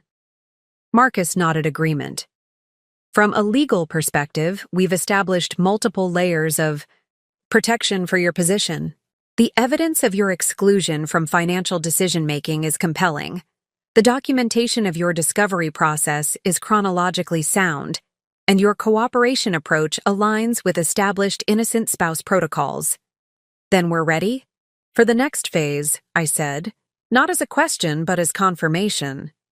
The methodical preparation had transformed abstract plans into concrete reality. What had begun as a response to personal betrayal had evolved into a comprehensive case that would likely become a significant federal prosecution.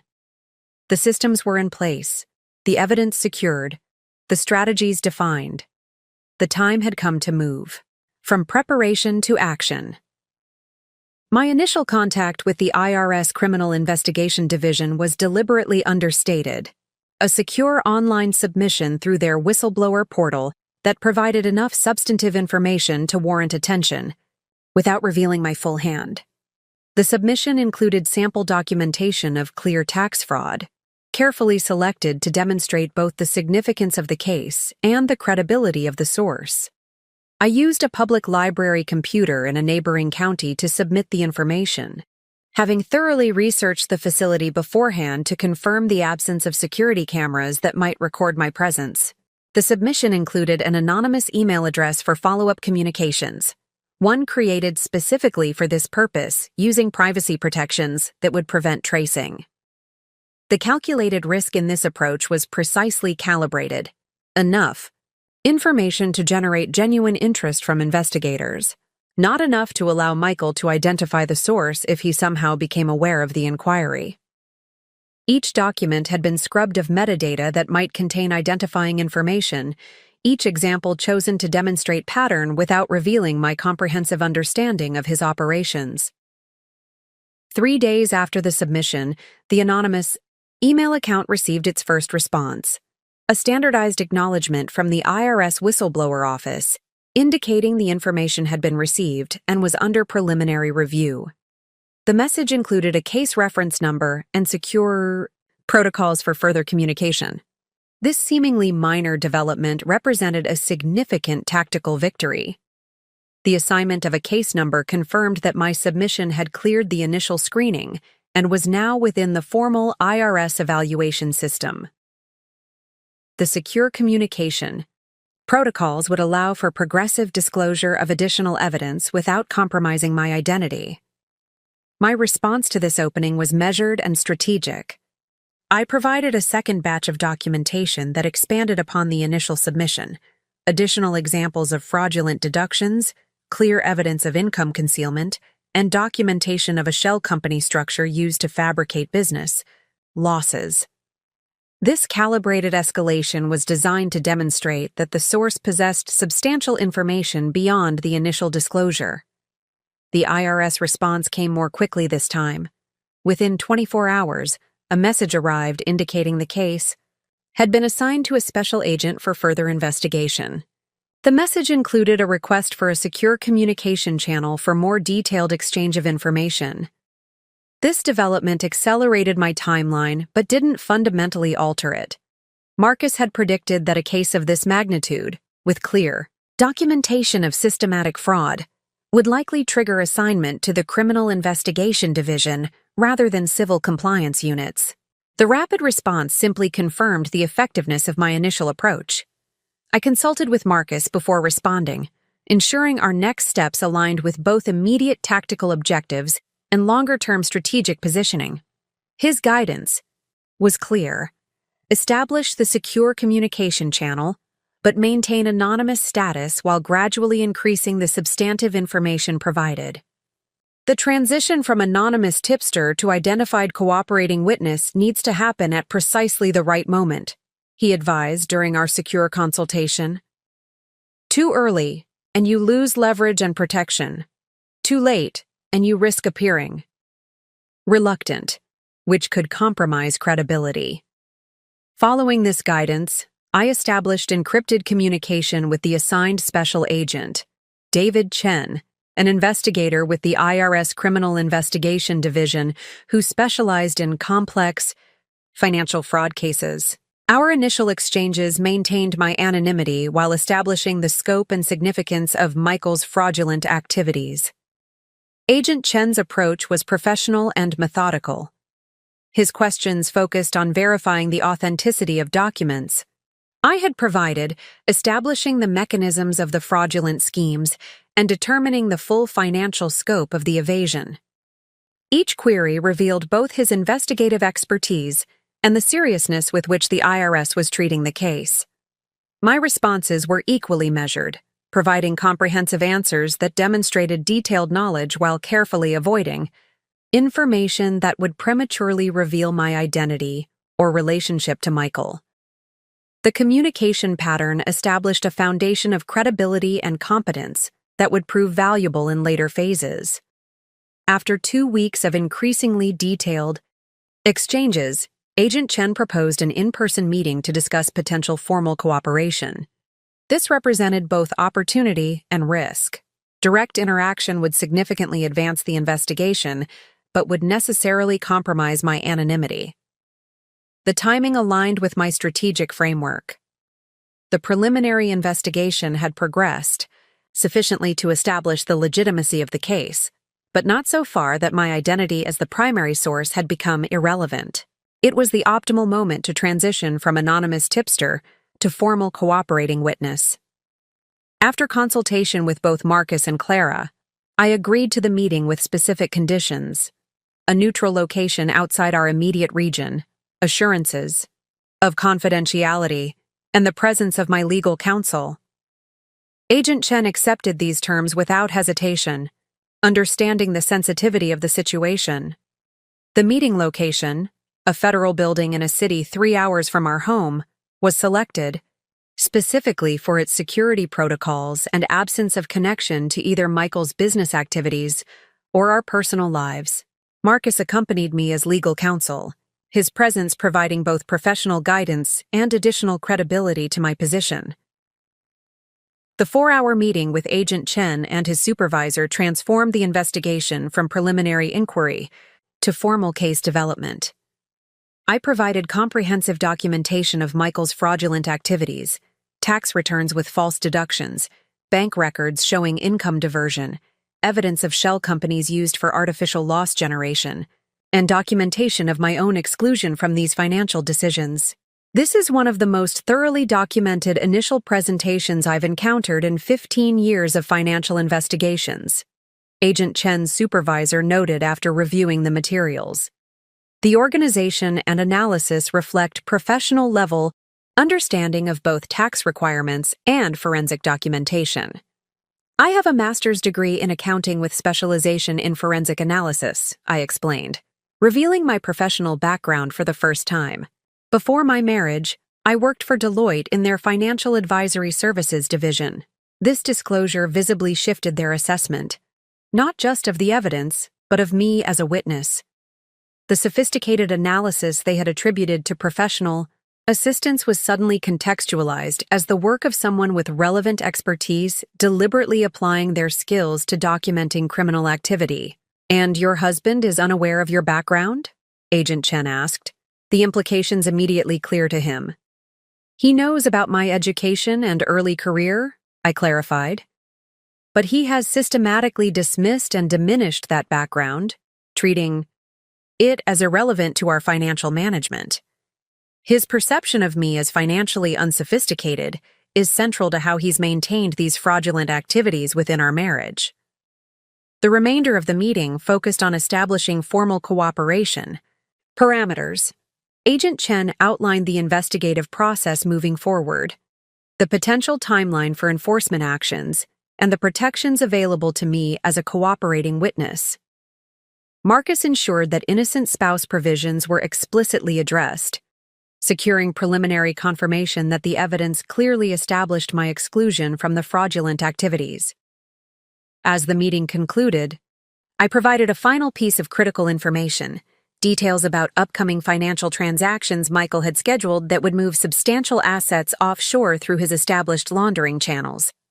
This time-sensitive intelligence would allow the IRS to observe and document active fraud rather than relying solely on historical evidence. This creates an opportunity for real-time surveillance and potential intervention, Agent Chen noted, immediately recognizing the strategic value of the information. It significantly strengthens the case for immediate investigative escalation. The tactical implementation was now officially beyond my direct control, transferred to federal authorities with jurisdiction and resources to advance the case through formal channels. But this transition had been anticipated and incorporated into my strategy from the beginning. The objective of these first tactical moves had never been personal control of the investigation, but rather strategic positioning that would ensure optimal outcomes once federal authorities became involved. As Marcus and I left the federal building, he confirmed that the meeting had achieved its objectives.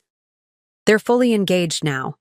The combination of comprehensive historical documentation and actionable intelligence about imminent transactions creates the perfect conditions for aggressive investigation. Based on what we presented today, they'll likely seek formal authorization for surveillance and financial monitoring within days, not weeks. The drive home provided opportunity for reflection on this first phase of active measures. The transition from preparation to action had been executed according to plan, with each step building logically upon previous groundwork. The methodical approach had established my credibility, secured appropriate legal protections, and positioned the investigation for maximum effectiveness. Meanwhile, Michael remained completely unaware that his financial world had begun to unravel. The day of my meeting with federal investigators, he had called to inform me he would be working late on the Wellington account, the fictional client that frequently served as cover for his extramarital activities. I had responded with the expected supportive understanding, maintaining the performance that had become second nature. This jarring contrast between the significant investigative machinery now mobilizing against him and his continued confidence in his deceptions created a strange cognitive dissonance.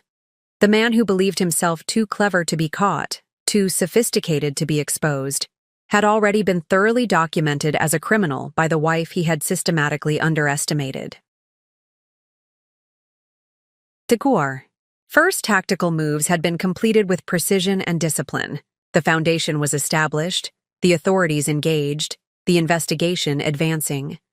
The momentum had shifted irrevocably, though Michael wouldn't recognize that fact for weeks to come. By the time he realized what was happening, the evidence would be secured, the financial trails documented, and his options severely limited. The woman he had dismissed as financially naive had just initiated what would likely become one of the most thoroughly documented tax fraud prosecutions in recent regional history. The tactical chess pieces were in motion, advancing according to a strategy he couldn't see and wouldn't comprehend until it was far too late to counter effectively. With the IRS investigation now formally underway, I turned my attention to developing a more comprehensive support network, a carefully constructed system of professional relationships that would provide both tactical advantages and strategic resilience as events progressed. This network building required a fundamentally different approach than the evidence collection and agency engagement that had occupied my initial efforts. Where those activities demanded secrecy and isolation, effective network development required selective visibility and strategic connection with individuals whose expertise, authority, or positioning could advance my objectives. My first priority was expanding my legal support structure beyond Marcus Whitman's primary expertise in tax law and criminal defense. While his guidance had been invaluable during the initial IRS engagement, the evolving situation required specialists in additional areas, particularly divorce proceedings, asset recovery, and potential civil litigation. Through Marcus's professional connections, I arranged confidential consultations with Jennifer Hayes, a divorce attorney known for handling high-net-worth separations involving complex financial situations. Our initial meeting took place at her firm's satellite office in a neighboring county, another location deliberately selected to minimize the risk of accidental exposure. "This is an unusual situation," Jennifer acknowledged after reviewing the preliminary information I had provided. "Most cases involving financial misconduct are discovered during divorce proceedings. You're approaching this in reverse order. The financial crimes investigation is preceding and will likely inform the divorce strategy." "That's intentional," I explained. "Standard divorce proceedings would have given Michael advance warning and opportunity to hide assets. The federal investigation freezes significant financial movement, while documenting criminal activity that will be highly relevant to equitable distribution." Jennifer nodded thoughtfully. "It's strategically sound. The evidence gathered through federal investigation will be substantially more comprehensive than what we could obtain through normal discovery processes. And courts tend to view documented financial crimes very unfavorably when determining asset division." She outlined a coordinated approach that would align divorce timing with the progress of the criminal investigation, filing at a strategic moment when federal actions had secured assets, but before formal charges might complicate financial settlements. This synchronization would require careful monitoring of both processes and precise timing decisions.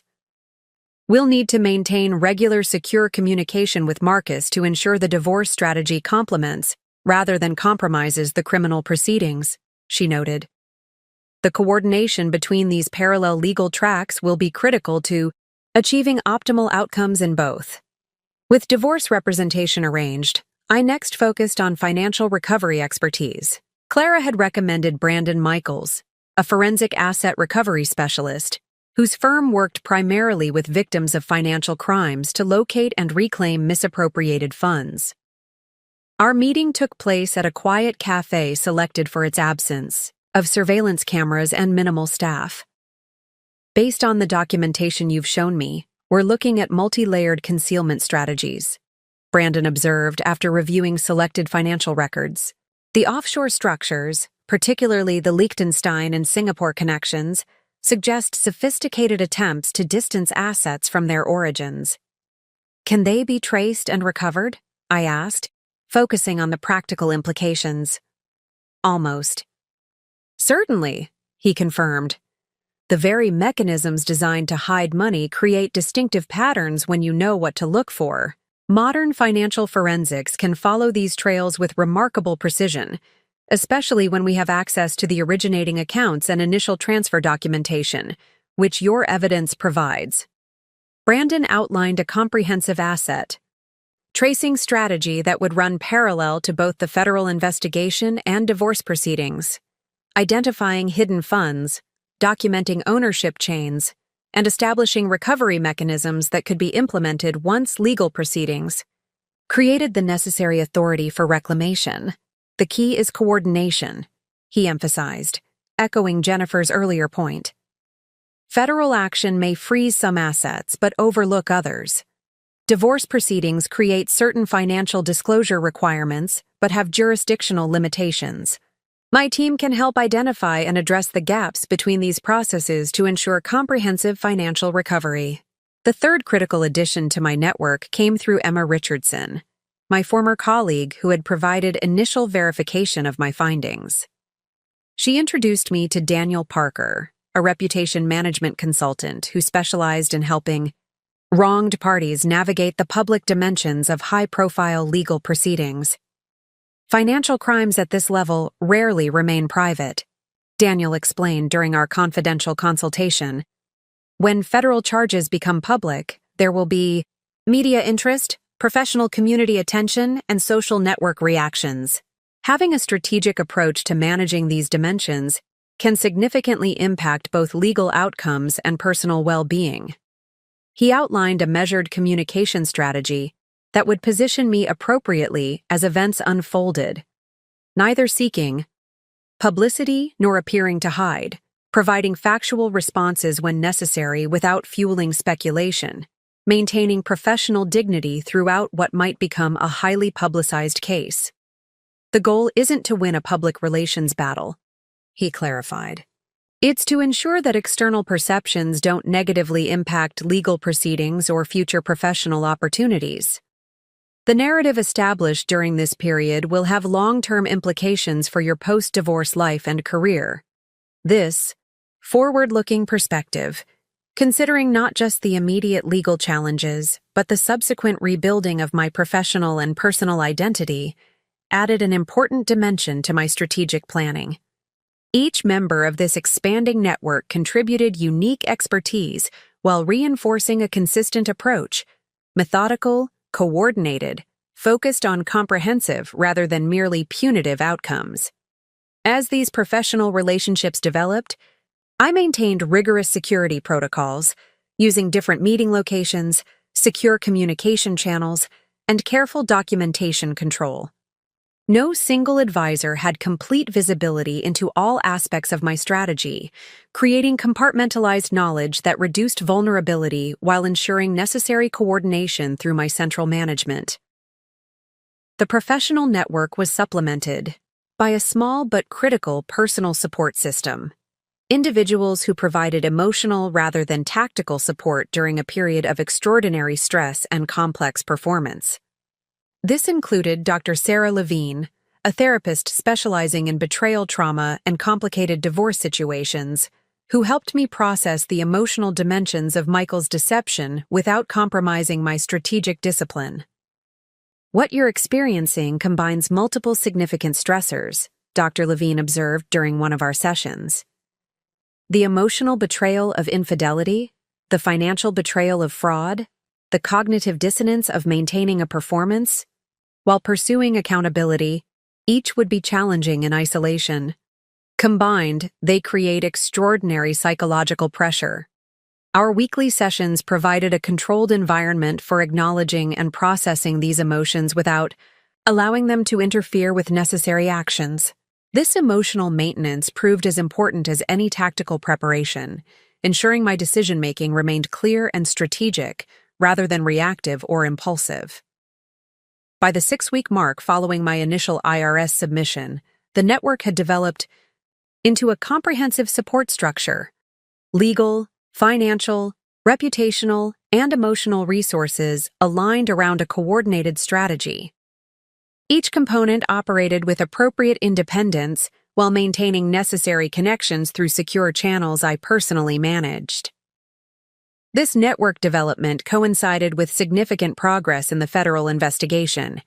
Agent Chen provided regular updates through our secure communication channel, confirming that surveillance had been established on Michael's financial activities and that preliminary findings supported the evidence I had provided. The real-time observation of the offshore transfers you identified has been particularly valuable, he noted in one update. We've been able to document the entire transaction chain, from initial domestic accounts through multiple international transfers. This type of active surveillance evidence is especially compelling in criminal proceedings. The investigation had expanded to include additional federal agencies. The FBI had become involved due to potential wire fraud implications, and the SEC had opened a parallel inquiry into the possible securities violations identified through Clara's analysis. This multi-agency engagement created both additional resources for investigation and more comprehensive potential charges. Throughout this period, I maintained the performance of normal marital life with remarkable discipline. My interactions with Michael remained consistent with established patterns, managing household responsibilities, participating in social obligations, responding to his increasingly infrequent communications with appropriate interest and support.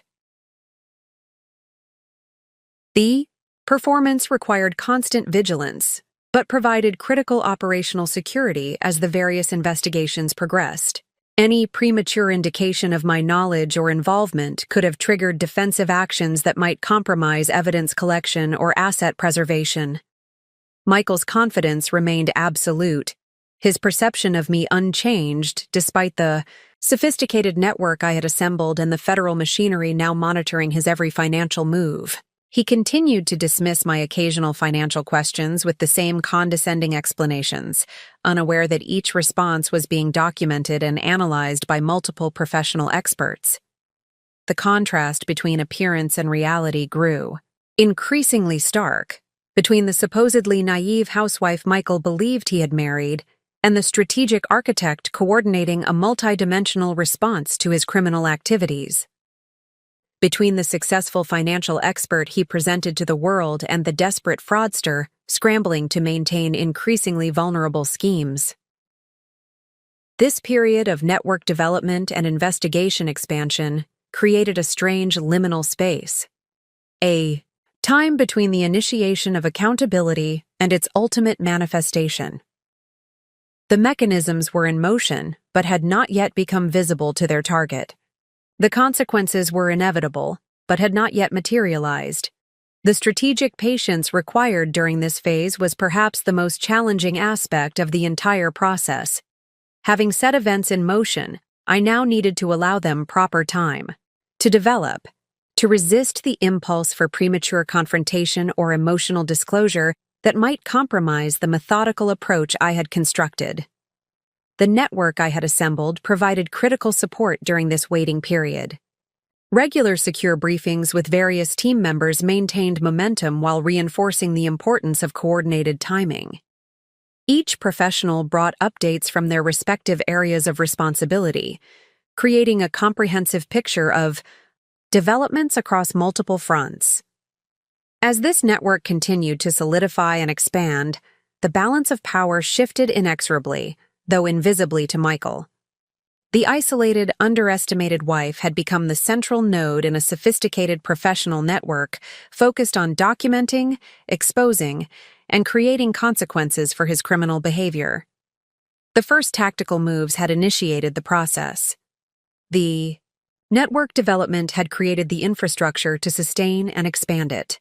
The next phase would bring these elements into increasing alignment as the various investigations progressed toward their inevitable convergence. Living with Michael while orchestrating his downfall created a peculiar psychological state, a bifurcated reality where I simultaneously inhabited two distinct worlds.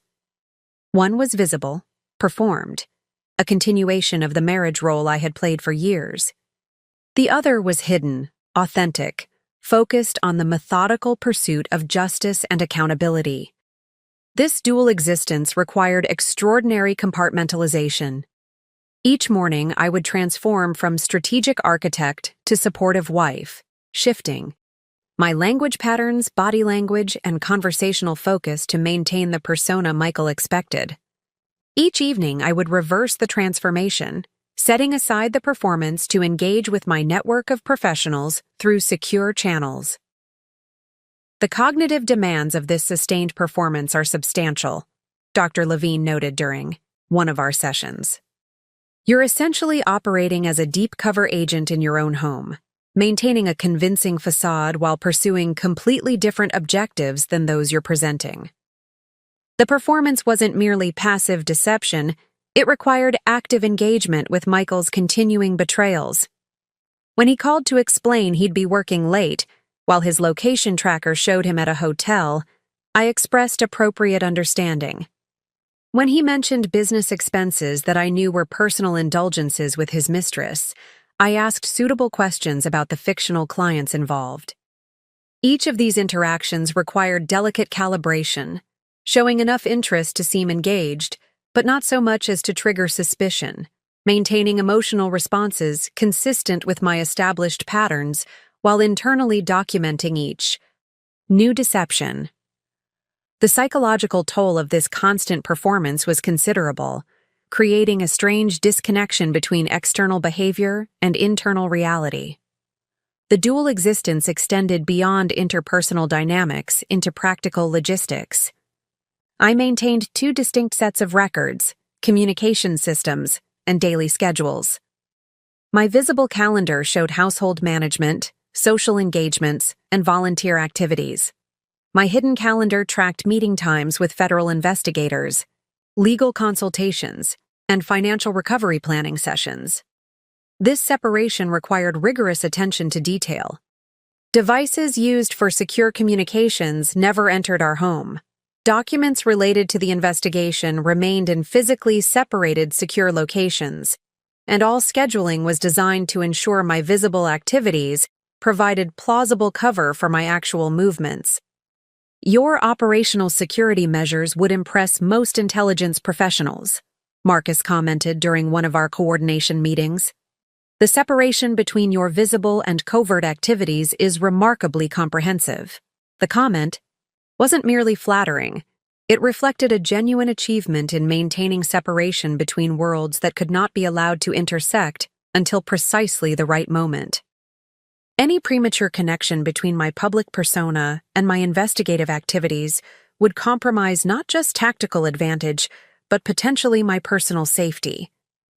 As the weeks progressed, Michael's financial schemes began showing subtle signs of stress. Invisible to casual observation, but increasingly apparent through the monitoring systems now in place.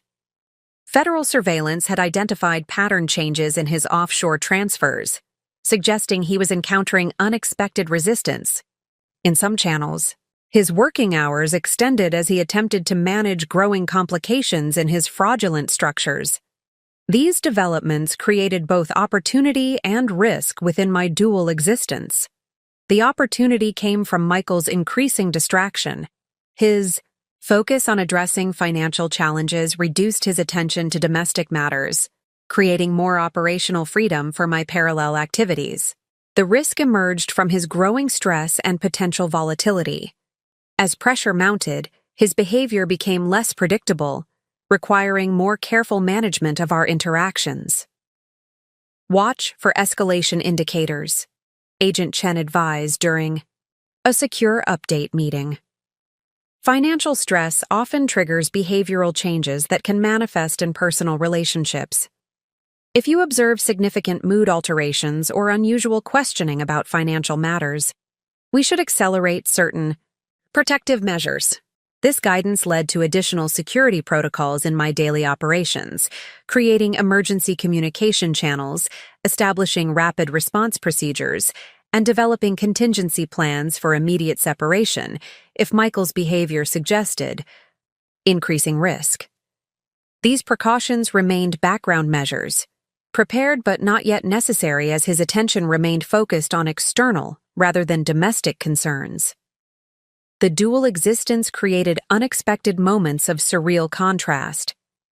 During a dinner party with Michael's colleagues, I listened as he confidently discussed tax optimization strategies with another executive, offering advice on legitimate deductions while I silently calculated the federal sentencing guidelines that would likely apply to his own fraudulent tax activities.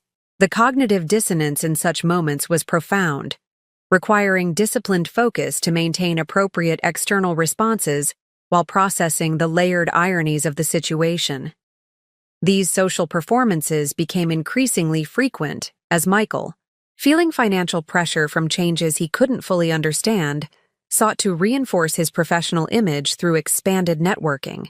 Each event required careful preparation, reviewing relevant background information, anticipating likely conversations, planning responses that would maintain my established persona while avoiding any inadvertent disclosure of my actual knowledge. These social situations represent both risk and intelligence opportunities, Jennifer advised during a legal strategy session. While maintaining your cover story is paramount, these interactions often yield useful information about business relationships, financial concerns, or potential asset movements that wouldn't emerge in other contexts. Following this guidance, I developed a more structured approach to these events, identifying specific information objectives for each social engagement while maintaining rigorous barriers against disclosure. This transformed what had been merely stressful performance obligations into productive intelligence-gathering opportunities that often yielded valuable insights into Michael's deteriorating financial situation. The most challenging aspect of the dual existence wasn't the practical, logistics, or the performance requirements. It was the fundamental ethical navigation required. I was simultaneously upholding and violating traditional marriage expectations, pursuing justice through methods that required controlled deception, and balancing personal accountability with strategic patience. Dr. Levine provided essential guidance through this ethical complexity. What you're experiencing is a form of necessary compartmentalization, she explained. You're not maintaining this dual existence from malice or manipulation. You're creating a controlled environment for accountability that wouldn't be possible through more conventional approaches. This framing helped reconcile the apparent contradictions in my position. The performance wasn't betrayal, but containment, creating a stable situation where evidence could be properly documented and appropriate legal processes engaged. The deception wasn't vindictive, but protective, preventing premature disruption that would compromise legitimate accountability. As the federal investigation progressed from initial inquiry to active case development, my dual existence began shifting toward eventual resolution. Agent Chen confirmed that they had established surveillance on all major financial channels, documented multiple instances of active fraud, and identified the full network of shell companies and offshore accounts Michael had established. We're approaching the point where formal action becomes both possible and strategically appropriate, he noted during a secure update. The evidence threshold for search warrants and potential arrest has been met. We're now in the planning phase for coordinated enforcement actions. This development triggered implementation of the synchronization protocols my network had established, aligning potential federal actions with divorce filing preparations, asset recovery positioning, and personal security measures. Each component had been designed to activate in a specific sequence, creating coordinated progression rather than haphazard parallel processes. Jennifer accelerated preparation of divorce documents, positioning them for filing at precisely the right moment relative to federal enforcement actions. Brandon's asset recovery team completed preliminary tracing of offshore funds, establishing the documentation needed for potential emergency freeze orders. Daniel prepared measured public statements that could be issued if federal actions generated media attention. Throughout this acceleration, I maintained the external performance with unwavering discipline.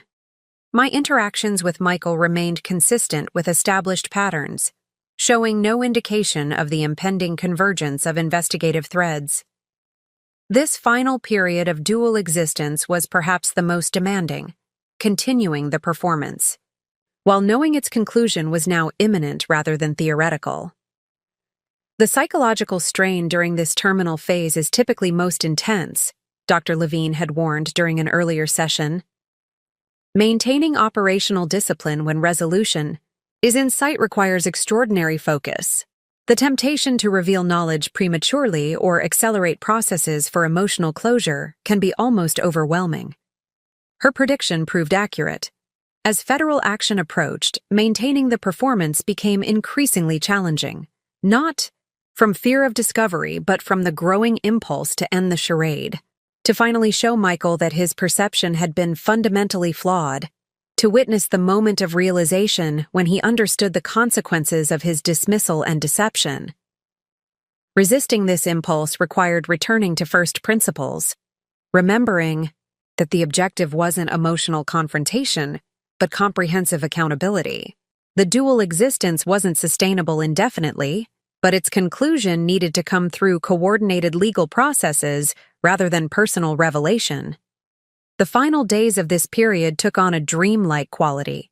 Routine morning conversations about household matters while knowing federal agents were finalizing raid preparations, casual discussions about future social engagements while divorce papers awaited filing, normal domestic routines performed against the background of imminent, systemic disruption. Michael remained completely unaware, his confidence in my ignorance so complete that he never questioned the occasional scheduling anomalies or subtle changes in routine that accommodated my parallel activities.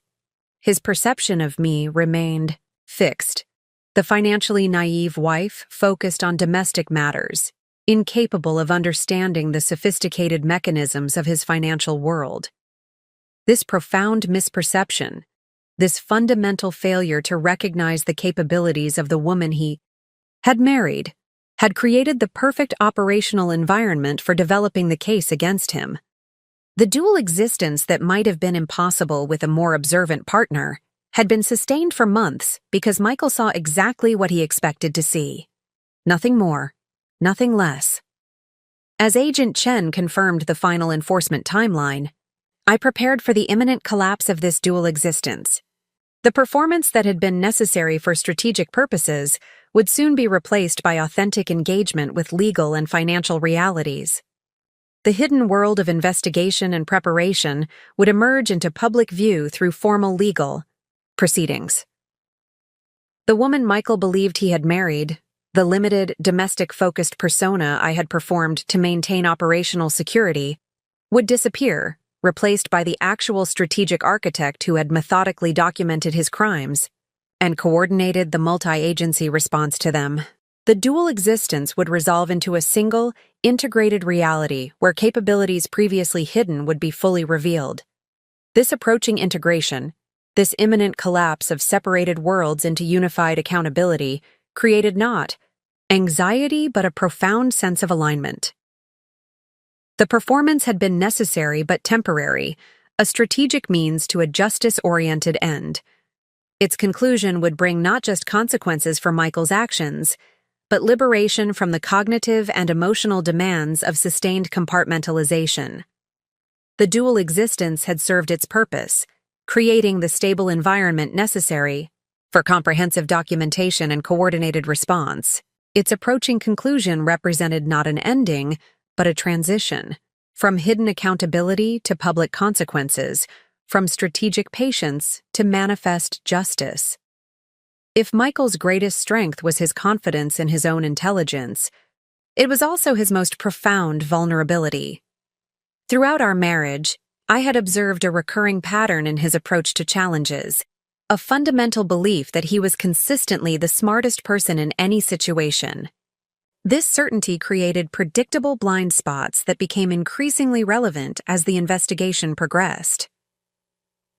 The most significant weakness in Michael's carefully constructed fraud system wasn't technical, but psychological. He couldn't conceive of being outmaneuvered, particularly by those he had mentally classified as less sophisticated than himself. This created a critical failure of imagination, an inability to recognize emerging threats until they had already bypassed his defenses. The pattern is consistent across his financial activities, Clara noted during one of our strategic review sessions. He creates sophisticated structures but rarely implements contingency protocols. When challenges emerge, he responds with increasingly complex mechanisms rather than strategic reassessment. This observation aligned with patterns I had documented in his personal behavior. When questioned about discrepancies, Michael would elaborate rather than simplify, adding layers of explanation that obscured rather than clarified. When faced with opposing perspectives, he would dismiss rather than evaluate, categorizing contradictory information as misunderstanding rather than potential insight. Agent Chen's investigation had revealed similar vulnerabilities in Michael's financial crimes. His fraud methodology shows remarkable sophistication in structure, but surprising rigidity in adaptation, he explained during a secure briefing. When regulatory changes affected certain offshore channels, he responded by creating additional complexity rather than developing alternative approaches. This psychological profile provided strategic advantages as the investigation progressed. Michael's consistent underestimation of potential opposition meant he rarely conducted counter-surveillance or implemented serious operational security measures. His confidence in his superior understanding meant he documented his activities more thoroughly than a more cautious criminal might, creating substantial evidence trails that strengthened the case against him. Most critically, his dismissal of my financial capabilities created a perfect blind spot regarding the most significant threat to his operations. While he implemented sophisticated measures to prevent detection by regulatory authorities or financial institutions, he took no precautions against the person with the most intimate access to his daily activities and documentation. Brandon's forensic analysis identified additional systemic weaknesses in Michael's financial structures. His approach shows a common pattern among sophisticated financial criminals: over-reliance on complexity rather than genuine security, he explained. He created elaborate transaction sequences that obscure observation from outside but become predictable once you identify the underlying patterns. This predictability allowed Brandon's team to trace financial movements that Michael believed were untraceable, identifying accounts and assets that had been hidden behind multiple corporate entities and jurisdictional barriers. The very complexity that Michael trusted for protection had created distinctive patterns that, once recognized, made his financial movements surprisingly easy to track. Michael's professional behavior revealed additional vulnerabilities. His consulting practice was built on projecting absolute confidence, positioning himself as an unquestionable authority on operational efficiency and financial optimization. This approach had succeeded in building his client base, but had also created dependency on maintaining a flawless professional image. His business model requires perfect perception management, Jennifer noted during a strategy session focused on potential divorce proceedings. Unlike established firms that can weather reputation challenges, his practice depends entirely on personal credibility. When that's compromised, he has no institutional structure to sustain operations. This insight proved valuable in understanding how federal actions would affect not just Michael's personal finances, but his entire professional ecosystem. His vulnerability to reputation damage extended beyond embarrassment to existential threat. Without his carefully maintained image of success and expertise, his business model would collapse completely. The most exploitable weakness, however, emerged from the psychological foundation of Michael's fraud rather than its technical execution. Throughout our marriage, I had observed that his financial crimes weren't merely opportunistic. They reflected a profound sense of entitlement, a belief that conventional rules simply didn't apply to someone of his intelligence and capability. This type of psychological profile typically resists acknowledging accountability even when confronted with overwhelming evidence, Dr. Levine explained during one of our sessions. The cognitive dissonance between self-perception as exceptionally intelligent and the reality of being caught creates particular vulnerability to catastrophic emotional responses when the facade finally collapses. This psychological insight informed the coordinated approach to enforcement actions. The federal team developed a strategy that would maximize this vulnerability, creating circumstances where Michael's preferred defense mechanisms of elaboration, dismissal, and counter-narrative would be completely ineffective. As the investigation approached its conclusion, Agent Chen outlined the enforcement approach. Based on the evidence collected and your insights into the subject's psychology, we're planning a simultaneous execution of search warrants at both his office and residence, coordinated with freeze orders on all identified accounts. This approach prevents evidence destruction while creating maximum psychological impact.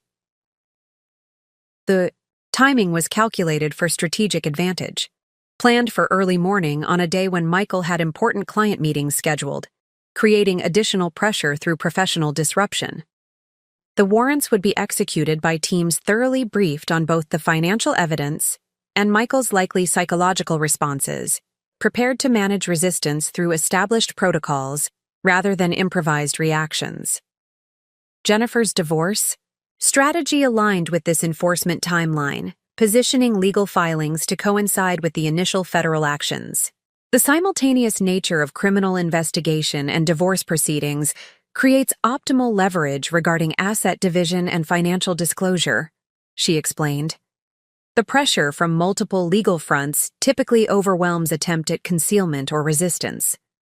As these plans developed, I maintained careful observation of Michael's behavior, looking for indications that he might have detected the approaching threat. His patterns remained consistent: continued confidence in his financial manipulations, ongoing dismissal of my financial understanding, uninterrupted focus on maintaining his professional image. The blind spots in his perception remained intact, shielding him from recognition of his impending downfall. The final weakness in Michael's position became evident as federal investigators completed their financial analysis. Despite his sophisticated fraud mechanisms, he had failed to establish genuine financial independence. His lifestyle, business operations, and future planning all depended on continuous access to the funds he had fraudulently obtained and concealed.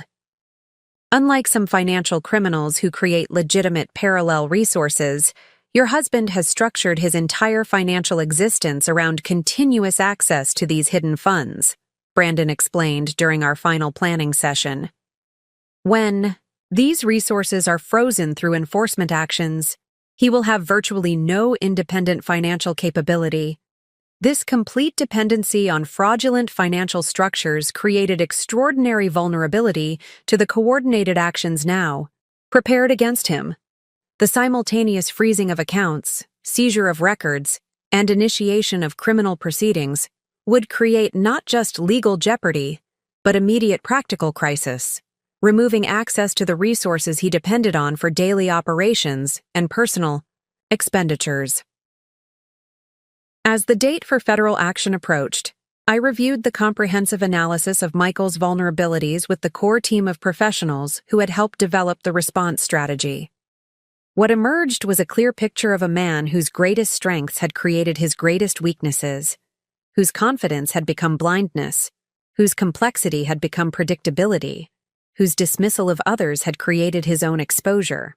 The antagonist's weaknesses had been systematically identified, analyzed, and incorporated into a strategic response that would transform his perception of untouchable success into the reality of comprehensive accountability. The systems he believed provided perfect protection would prove fundamentally vulnerable to the very person he had most consistently underestimated.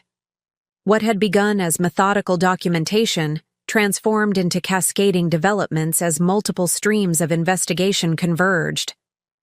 The carefully established foundation now supported rapidly accelerating action across legal, financial, and investigative fronts. The catalyst came unexpectedly. A routine audit of one of Michael's business clients triggered closer examination of consulting expenses. The auditor, noticing irregularities in documentation, flagged several transactions for secondary review. This seemingly minor development created ripple effects through Michael's carefully constructed fraud ecosystem. Financial crimes often unravel from unexpected directions, Agent Chen explained during an urgent secure briefing. This audit has accelerated our timeline. The flagged transactions connect directly to accounts we're already monitoring, creating an investigative pathway we hadn't anticipated. The IRS Criminal Investigation Division moved to leverage this development, using the audit findings to secure additional monitoring authorities that expanded their visibility into Michael's business operations. What they discovered accelerated the case dramatically. Evidence that Michael had been falsifying client invoices, creating phantom services to justify payments that were then channeled through his tax evasion structures. This shifts the case from personal tax fraud to systematic business fraud involving multiple clients, Agent Chen noted. The scope has expanded significantly, with potential implications for several major corporations who unknowingly participated in these schemes. This expansion created momentum that quickly became self-sustaining. Each investigative thread yielded connections to additional fraudulent activities. Each documented transaction revealed links to previously unknown accounts. Each business relationship examined showed evidence of financial manipulation. Clara's team at Meridian Financial Forensics played a crucial role during this acceleration phase, providing specialized analysis that helped federal investigators navigate the increasingly complex financial landscape they were uncovering. The patterns are consistent but evolving, she reported after reviewing the latest findings. We're seeing adaptation in his methods over time, increasing sophistication, but also increasing risk as the schemes expanded. This evolution created a comprehensive timeline of criminal activity that strengthened the case substantially. The evidence didn't show isolated incidents that might be explained as errors or misunderstandings, but rather a systematic progression of deliberate fraud that had developed over years into an elaborate criminal enterprise. As the financial investigation accelerated, parallel developments emerged in tracking Michael's hidden assets. Brandon's asset recovery team identified a previously undiscovered property purchased through a layered ownership structure, a beachfront villa in a remote location that appeared designed as a potential escape option rather than an investment. This property acquisition shows a different pattern than his other assets, Brandon explained, presenting satellite imagery and ownership documentation. The extraordinary measures taken to obscure ownership suggest contingency planning rather than typical tax avoidance. The timing, purchased shortly after you discovered the affair, raises significant concerns about potential flight risk. This discovery triggered immediate reassessment of the enforcement timeline. What had been planned as a methodical process accelerated into urgent action coordination. Agent Chen initiated emergency protocols to secure monitoring of Michael's movements, while expediting the preparation of search and seizure warrants. The momentum wasn't limited to federal investigation. Jennifer accelerated divorce filing preparations, positioning the legal documents for immediate submission once federal actions commenced. The discovery of potential escape planning creates additional urgency for securing your financial interests. Through formal legal proceedings, she advised, we need to establish court jurisdiction over all assets before any potential flight attempt. Michael remained oblivious to these accelerating developments. His attention focused on managing the business client audit he believed was an isolated incident. His response followed his typical pattern, creating elaborate explanations for the flagged transactions, producing additional documentation that appeared to legitimize the expenses, projecting absolute confidence that the auditor's concerns were based on misunderstanding rather than actual irregularities. This approach had succeeded in previous instances of regulatory questioning, but now faced a fundamentally different situation. The auditor's findings weren't being evaluated in isolation but connected to the comprehensive investigation already in progress. Each explanation Michael provided was immediately cross-referenced against the extensive evidence already compiled, revealing contradictions and fabrications that further strengthened the case against him. The accelerating momentum created pressure on Michael that began manifesting in subtle behavioral changes: increased working hours, heightened irritability, more frequent late-night calls with financial contacts. These indicators suggested growing awareness that his financial structures were under stress, though he still showed no recognition of the true nature or extent of the threat. Agent Chen monitored these developments with increasing concern. The behavioral changes suggest he's implementing contingency measures, he noted during an emergency briefing. Combined with the discovery of the potential escape property, these indicators significantly elevate the risk profile of the case. The federal response accelerated accordingly.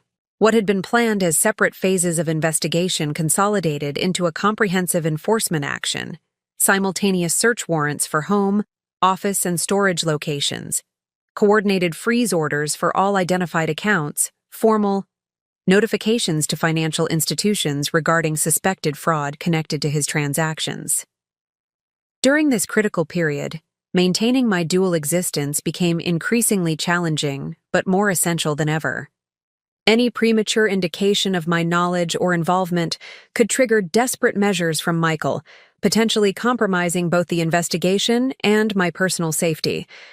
I maintained the established performance with rigorous discipline, responding to his increasing stress with appropriate concern, accepting his vague explanations about work complications, continuing normal household operations as though nothing extraordinary was developing.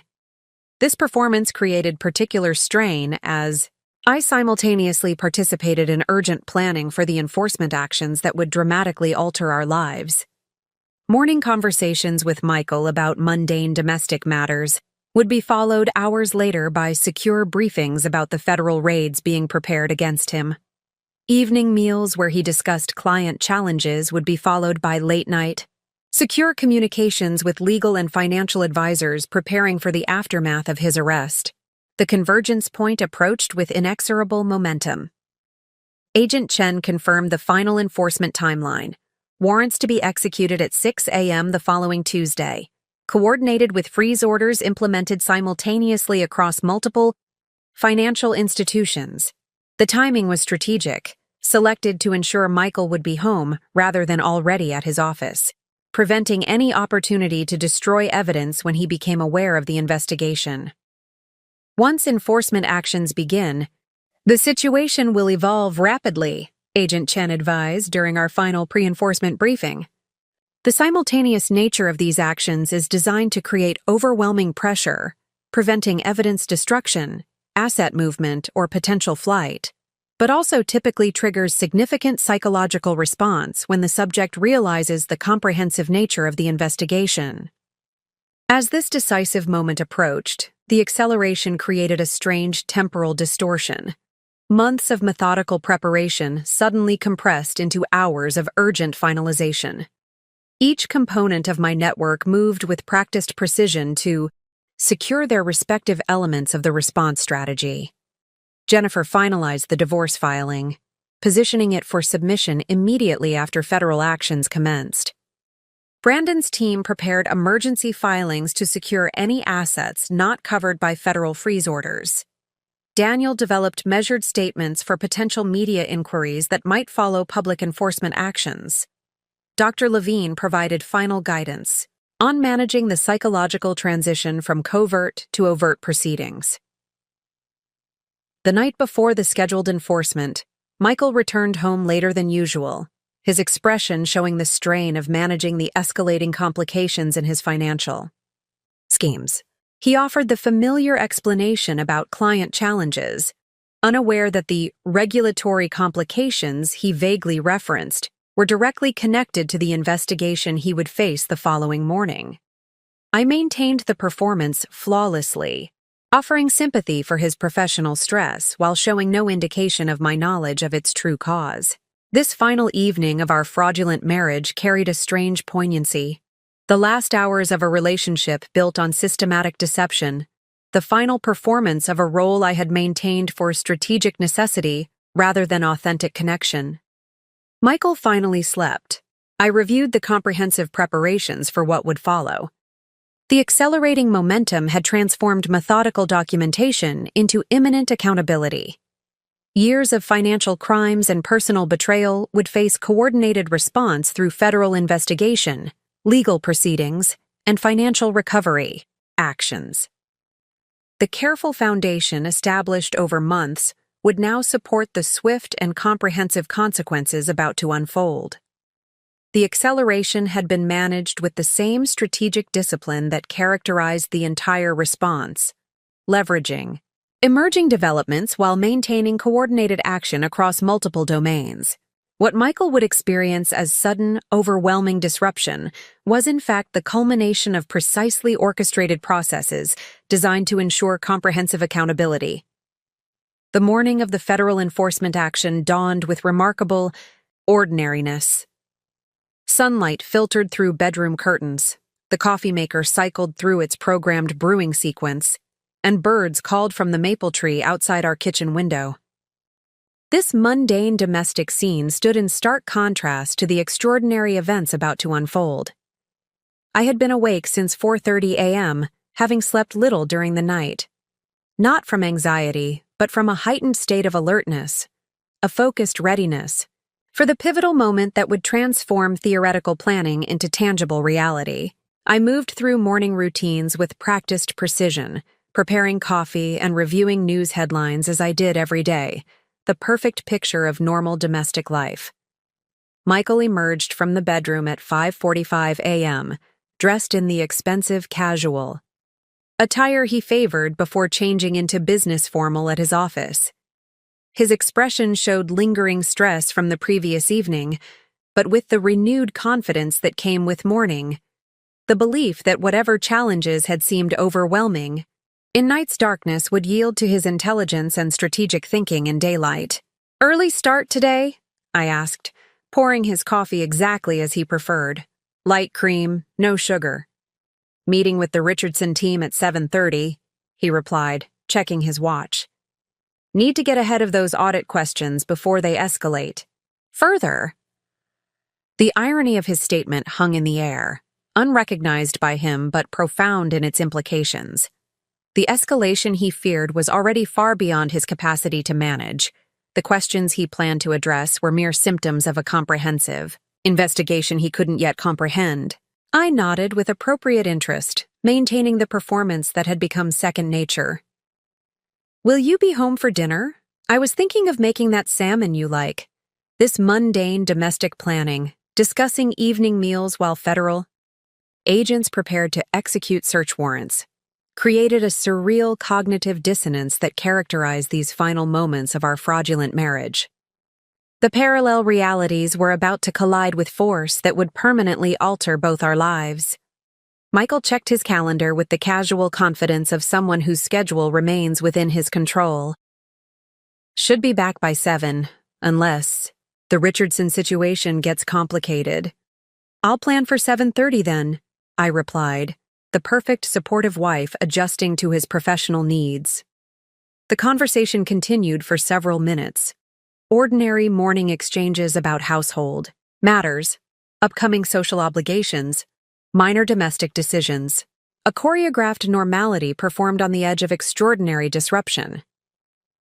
At precisely 5:58 a.m., I excused myself to use the bathroom, a routine action that would position me away from the immediate area when federal agents arrived. This placement wasn't coincidental but strategic, creating appropriate distance from the initial enforcement actions while remaining within the secured environment. The doorbell rang at 6:01 a.m. Exactly on schedule according to the enforcement timeline, Agent, Chen had confirmed. From the bathroom, I heard Michael's footsteps in the hallway, the sound of the front door opening, then the clear, authoritative voice announcing federal agents with a search warrant.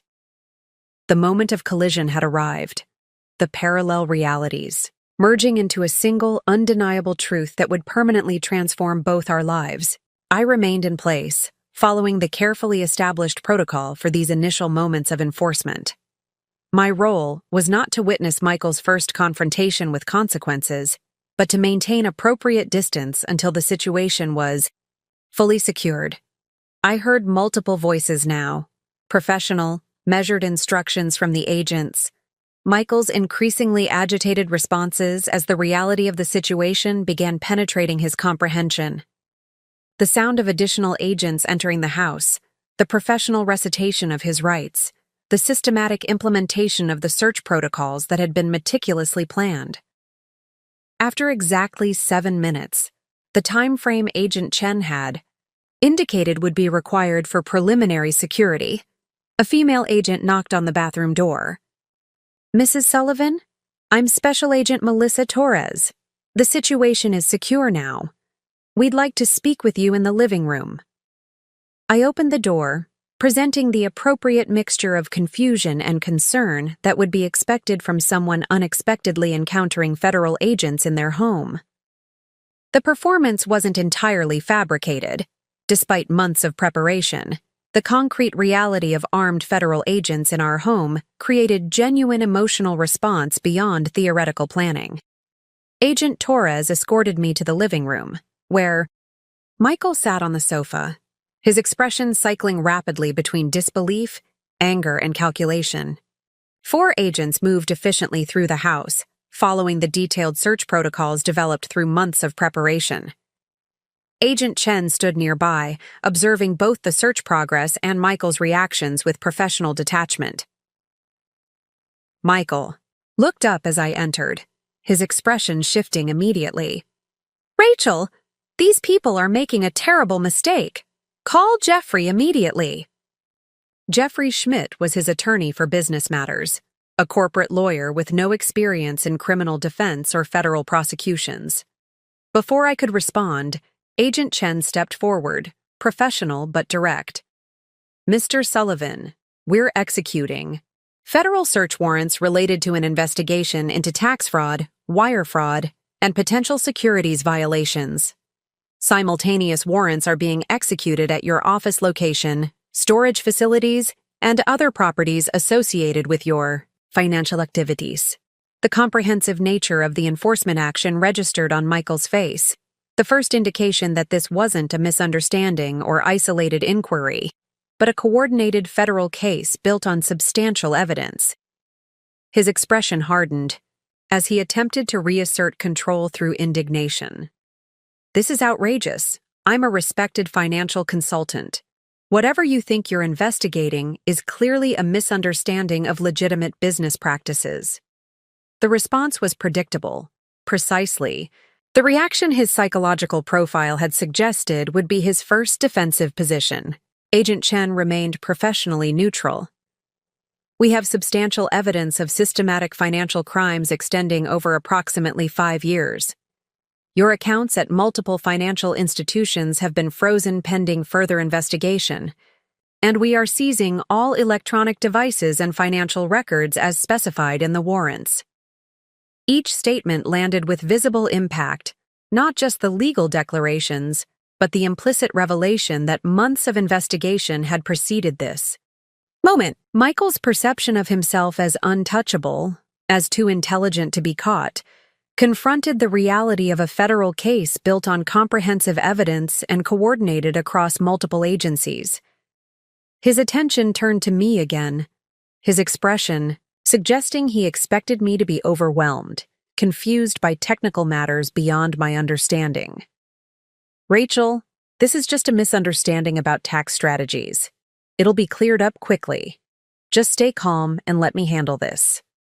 The dismissive reassurance, so consistent with his pattern of undermining my financial comprehension, created the perfect opening. The decisive opportunity I had anticipated had presented itself organically, allowing the transition from covert to overt positioning without artificial confrontation. "Actually, Michael," I said, my voice shifting from the supportive wife tone. He expected to something more measured, more professional. "I understand exactly what's happening." I turned to Agent Chen with a slight nod, the predetermined signal that I was ready to transition from the performance of uninformed spouse to acknowledged cooperating witness. He responded with a minimal gesture of confirmation. "Mr. Sullivan," Agent Chen said, his tone formal but not antagonistic, "I should inform you that Mrs. Sullivan has been cooperating with our investigation. The initial evidence that led to this case came through her disclosure of financial irregularities she discovered."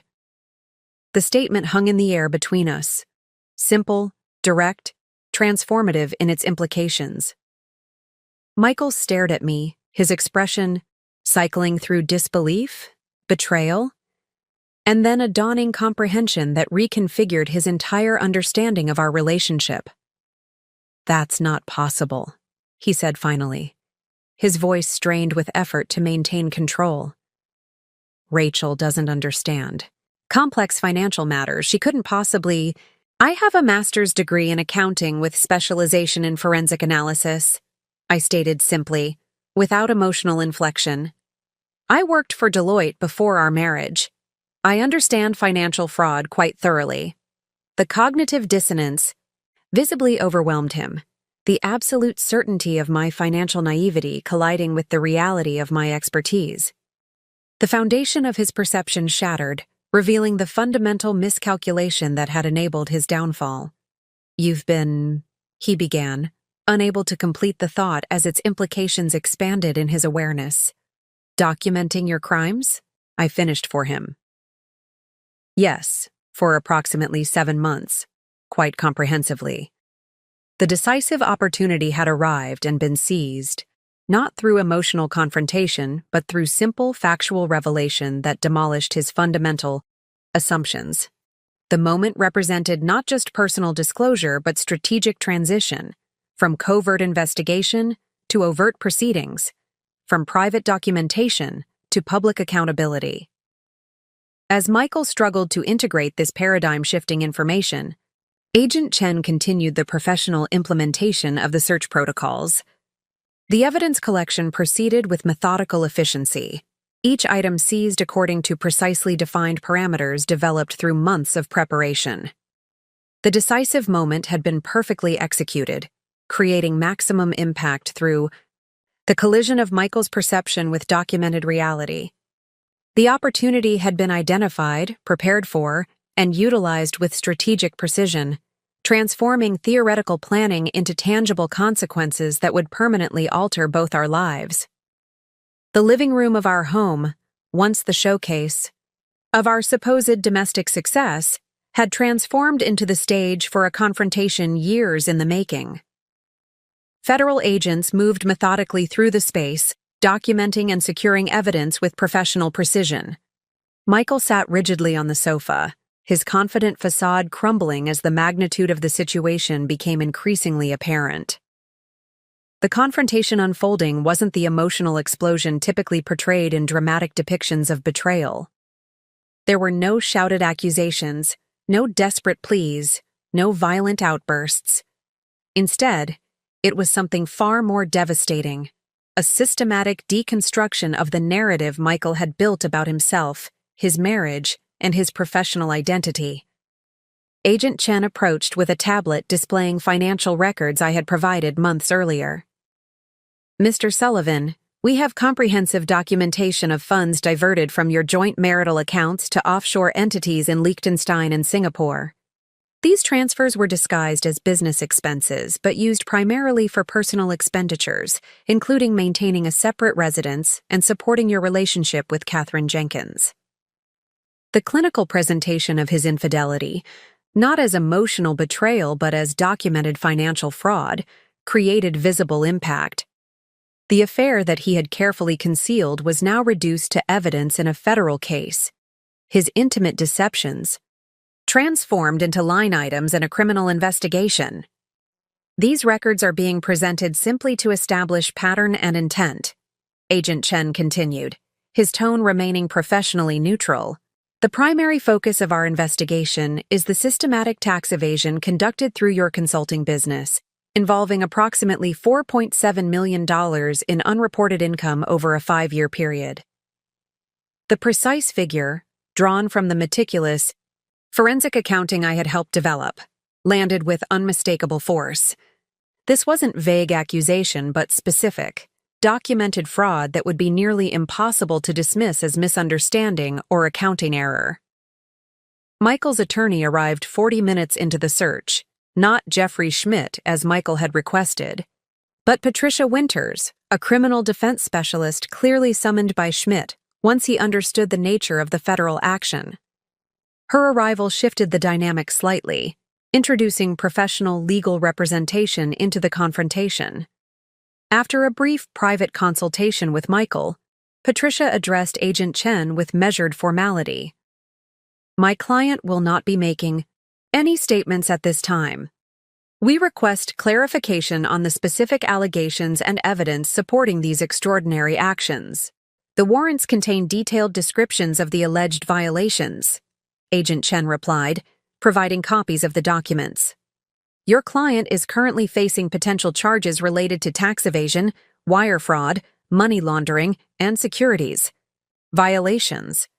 The evidence includes banking records, communication documentation, client financial statements, and testimony from cooperating witnesses. As Patricia reviewed the warrants, her expression shifted subtly, professional concern deepening. As she recognized the comprehensive nature of the case, this wasn't a fishing expedition but a thoroughly developed federal prosecution supported by substantial evidence.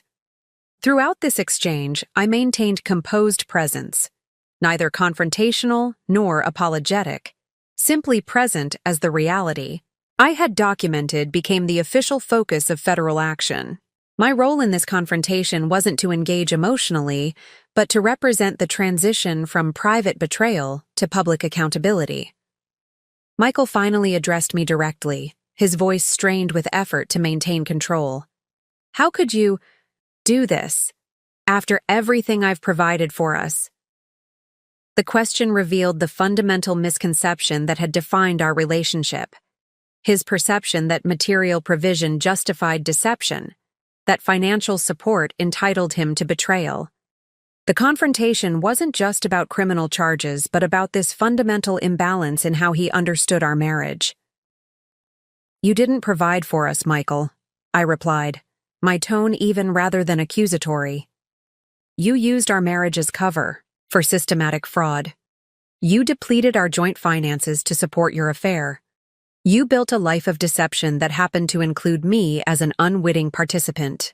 Patricia attempted to interrupt, concerned about potential self-incrimination, but Michael waved her off, fixated on understanding what seemed incomprehensible to him, how the woman he had systematically underestimated had orchestrated his downfall.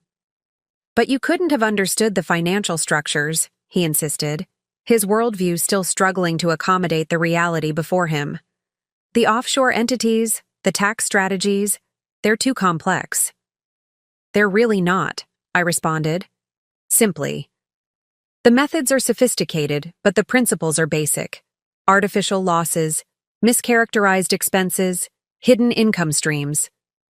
Elementary fraud detection for someone with forensic accounting training. This direct challenge to his perception of superior financial acumen struck deeper than the legal jeopardy he faced. The confrontation wasn't just exposing his crimes, but dismantling his fundamental self-perception as the intellectual superior in our relationship.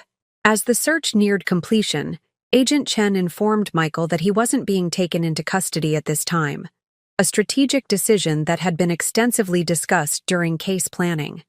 The evidence collection and account freezes were designed to secure documentation and prevent asset flight while allowing the investigation to continue without immediate arrest.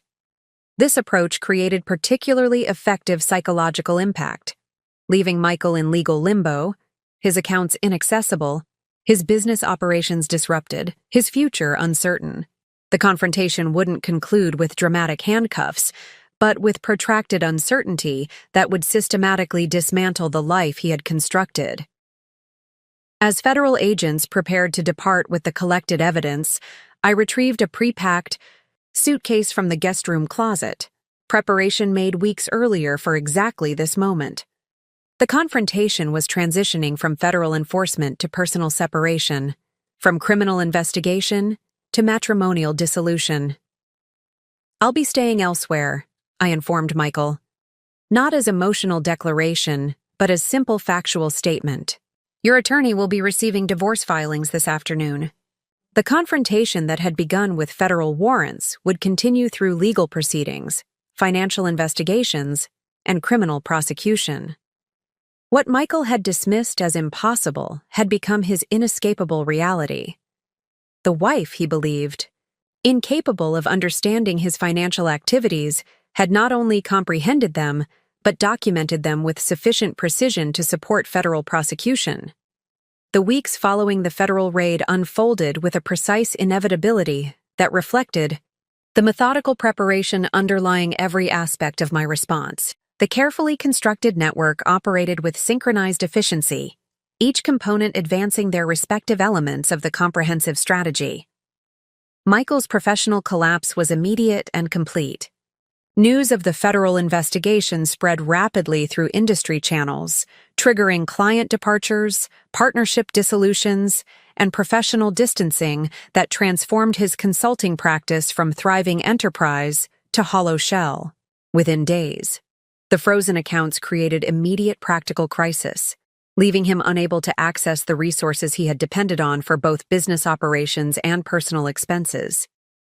Patricia Winters negotiated emergency living expense releases through the court, but these provided bare minimum support rather than the luxury lifestyle he had maintained through fraudulent means. The beachfront property I had discovered proved particularly significant in aftermath proceedings. Federal agents confirmed it had been prepared for potential escape, stocked with cash, equipped with communication devices not tied to his known accounts, furnished with materials suggesting planned extended absence. This discovery strengthened both the criminal case regarding flight risk and the divorce proceedings regarding asset concealment. My own transition proceeded according to carefully established plans. I moved into a secured apartment leased months earlier under my maiden name, maintaining privacy while the initial media interest in the case subsided. The financial preparations made during the documentation phase provided comfortable stability during this period, allowing focused attention on legal proceedings without immediate economic pressure. Jennifer's handling of the divorce filing proved strategically masterful. The submission coincided precisely with the federal enforcement actions, leveraging the comprehensive evidence of financial crimes to secure emergency asset protection orders that prevented any remaining resources from being concealed or depleted. Most revealing aftermath development came through Michael's evolving response as the full scope of the case against him became clear. His initial position, confident dismissal of misunderstandings that would be quickly resolved, gave way to increasingly desperate attempts at negotiation as the evidence mounted. He's finally recognizing the comprehensive nature of the documentation, Marcus observed during a legal update meeting. The progression is typical, from denial to bargaining to potential cooperation, as the reality of potential consequences becomes unavoidable. This progression culminated in a remarkable moment of recognition during a settlement conference 3 months after the initial enforcement action. Michael, now visibly transformed by the stress of criminal proceedings and financial collapse, addressed me directly for the first time since the confrontation in our home. "I never believed you could do this," he said, his tone more bewildered than angry. "I never thought you were capable of understanding what I was doing, let alone documenting it so thoroughly." The statement contained no apology, no acknowledgement of wrongdoing, simply recognition of the fundamental miscalculation that had enabled his downfall. The woman he had systematically underestimated, whose intelligence and capabilities he had dismissed, had methodically constructed the case that destroyed everything he had built. This recognition, this final acknowledgement of his profound misjudgment, represented the closing of a circle that had begun with his casual dismissal of my financial understanding. The aftermath had transformed theoretical accountability into tangible consequences, abstract justice into concrete reality. 1 year after the federal enforcement action, I sat on the deck of my new coastal home, watching waves break against the shoreline as sunset painted the horizon in vivid orange and purple. The property, purchased with my portion of recovered assets and whistleblower compensation, represented not just financial security, but symbolic reclamation of independence. Michael had ultimately accepted a plea agreement, confessing to multiple federal charges in exchange for reduced sentencing. The negotiated settlement included full financial disclosure, cooperation with ongoing investigations related to client funds, and substantial restitution payments. The man who had once dismissed my financial capabilities was now serving a 57-month sentence in a federal correctional facility. The transformative impact extended far beyond personal vindication or financial recovery. The case had created ripple effects through regulatory systems, professional communities, and support networks for others experiencing similar situations. Brandon's asset recovery team had leveraged techniques developed during my case to create a specialized practice focused on identifying and reclaiming funds hidden through sophisticated offshore mechanisms. Clara's firm had established a dedicated division providing forensic support for individuals suspecting financial crimes within marriage or business partnerships. Most significantly, Jennifer had used insights from our case to develop educational resources helping individuals recognize and document financial abuse, creating practical guides that transformed complex forensic techniques into accessible approaches for those without specialized training.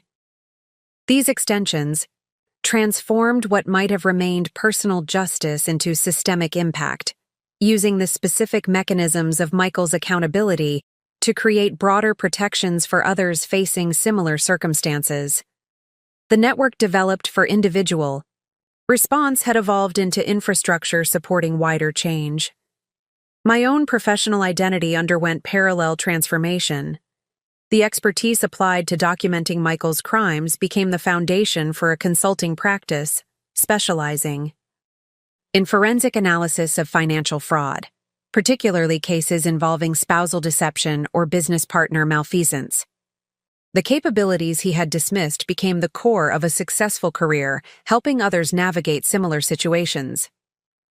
This professional evolution represented perhaps the most profound transformative impact, the complete reversal of Michael's dismissal. The financial understanding he had characterized as limited became recognized expertise. The skills he had belittled became valued professional capabilities.